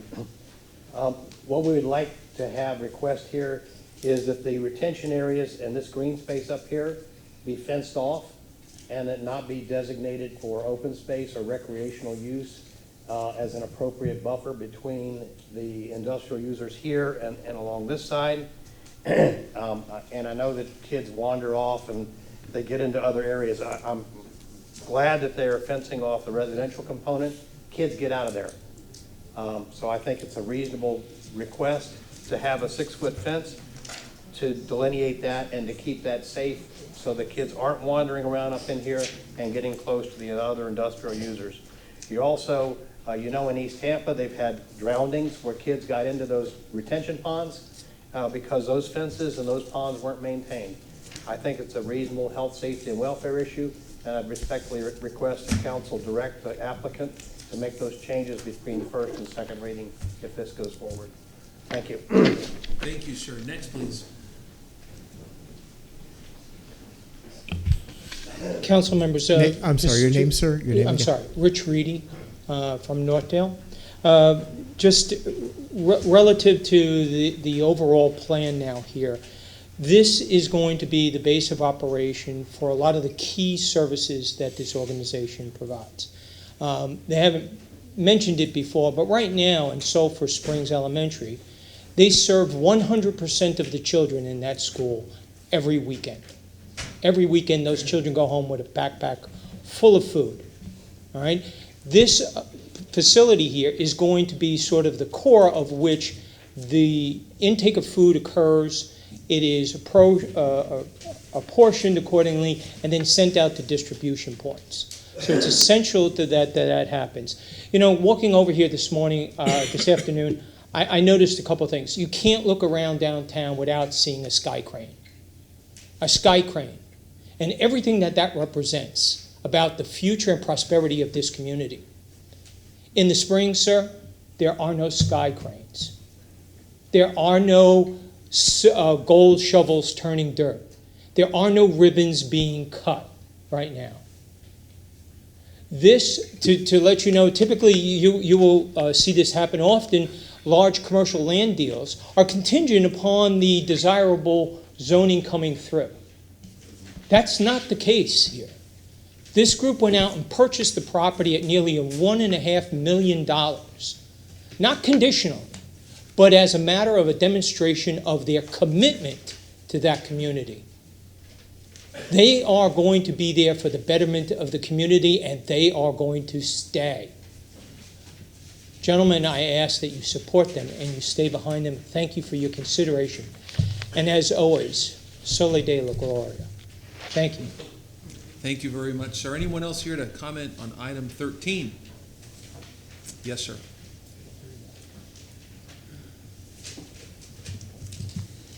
Good evening. Philip Whitten, and I live in the Land O'Lakes area. I currently oversee the backpack program that Mr. Reedy was speaking about. To date, in the Tampa Bay area at Sulphur Springs and one other school, we have delivered about 290,000 meals to local schools.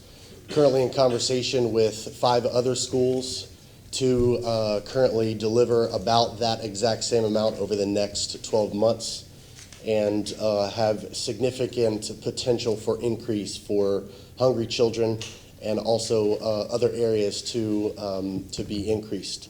The opportunity that lies before you and us as well is something that could potentially impact the community for generations to come. The generational poverty that's in the area, and one of the reasons why people are not able to attend is they have no transportation, they have no way to get around. Our goal for this particular area is to increase financial literacy and to completely transform the community for years to come, and that is our goal and intention. So thank you very much for your time. Thank you, sir. Anyone else? Okay, any rebuttal, closing comments? I would just comment to Mr. Michelini that if we can get the fence permitted, if it's permissible to permit it, then we'd be happy to meet that condition. There's a lot of environmental in there. We just want to be sure that's not a fixed condition, but again, if we will attempt to permit, I was talking to our engineer, if we can, then we'll supply it. Mr. Michelini, what's your position on that, sir, if you don't mind? If it doesn't show on the site plan, it's not enforceable. So it needs to show on the site plan, it needs to be a commitment. They've got up here and they said they wanted to protect and buffer the adjacent industrial uses, they need to do it. So my position is that adamantly, it should go on the site plan. And yes, ma'am, go ahead. Mary Samaniego, I'm sorry to interject. I will just bring this information to your attention. This is a large wetland area. There are 3 retention ponds, and then this is also a wetland area that kind of goes off-site a little bit. So any type of structure, including a fencing, would have to go through EPC approval. Councilman Dean. Mayor, can you slide that up just a tad? Okay. If they just did a fence along the lower part, just running horizontally, They have a fence here now. there's a 6-foot fence. Plan shows a fence there now? The applicant's site plan indicates a fence there now. So it runs all the way from edge to edge? It is, one moment, please. So the site plan, here's the edge of the warehouse building. There is a fence that goes across the drive aisle, and it goes across this area, down, over to the edge of the building. The existing fence? No, a proposed fence. There's no fences out here now, it's completely wooded.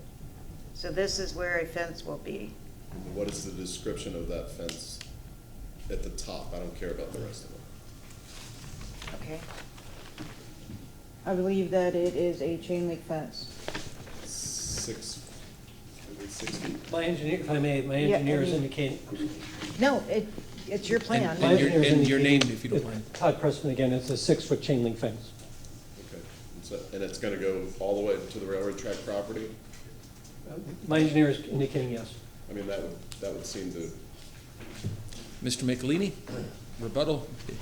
If it's there, I didn't see it, and obviously Mr. Pressman didn't see it either, so we both got a pleasant surprise.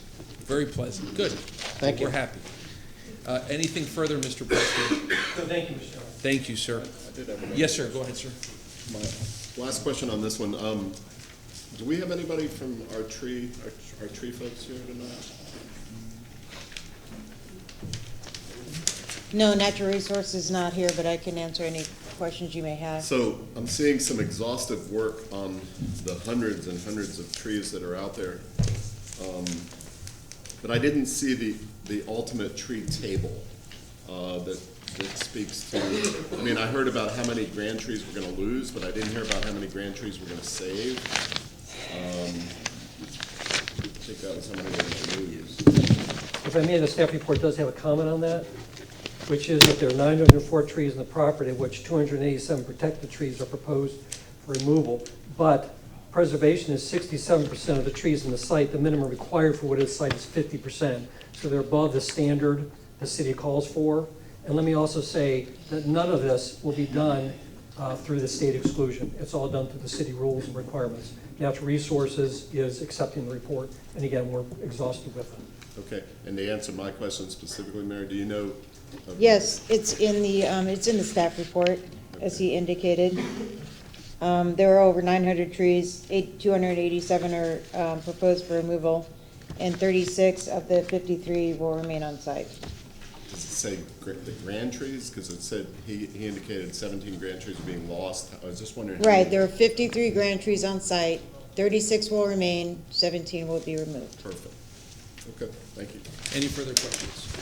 Thank you. Okay, may I have a motion to close? We have a motion to close by Councilman Escaco, a second by Councilman Goods. All in favor? Aye. Any opposed? Mr. Chairman, if I can. Depending on council's pleasure, there is a substitute ordinance that's asked to be accepted, and I have the original, which I'd ask whoever, if it's the pleasure of council to read the title, I have it to be presented. I don't recall who is next. We'll take Councilman Citro. We'll just put you next. That is the substitute you're being handed, sir. bear with me one second. Take your time, sir. So the title on the agenda is the old ordinance. I ask that you read the title from the substitute.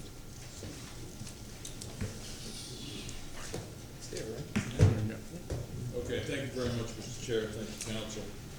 And file number REZ 18-113, an ordinance rezoning property, ordinance being presented for first reading consideration, an ordinance rezoning property in the general vicinity of 7001 Rolette Park Drive in the city of Tampa, Florida, and more particularly described in section 1 from zoning district classification, IG, industrial general, to PD plan development, business, professional, office, warehouse, and wholesale trade, residential, single-family, semi-detached, providing an effective date.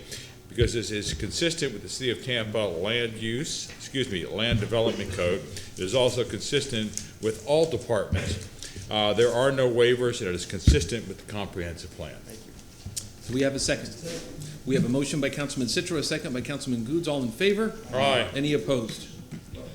The motion carried with Carlson abstaining. Second reading and adoption will be on October 17th at 9:30 a.m. It's been brought to my attention, Councilman Citro, that there is a revision sheet associated with this. Can that be incorporated in the motion? Incorporated with the revision sheet that's being presented. Thank you. And let me say something, if I may. Now that this has been closed, it would be inappropriate to talk about the work that's been done substantively, that's being sought to be done in this institution. But just I know I speak for everybody here when I say that we are not only admirers of this work that's going to be done, but thankful for it. And I'll speak on behalf of myself that I always see Idlewild Church as a community partner in helping folks out, and in not just feeding the stomach, but also feeding the heart and helping the heart. And I think that's real important. I know Idlewild for many things, including as the church where Judge Jared Smith teaches Sunday school. So there you go. So thank you guys very much. Mr. Chairman, I just want to give special thanks to Mary and Jennifer. We did a lot of work with them. They were super helpful, and thank you. Okay, next we move to item 14. And do we need a break? Yeah. Let's take, if I may, counsel, like a 7-minute break.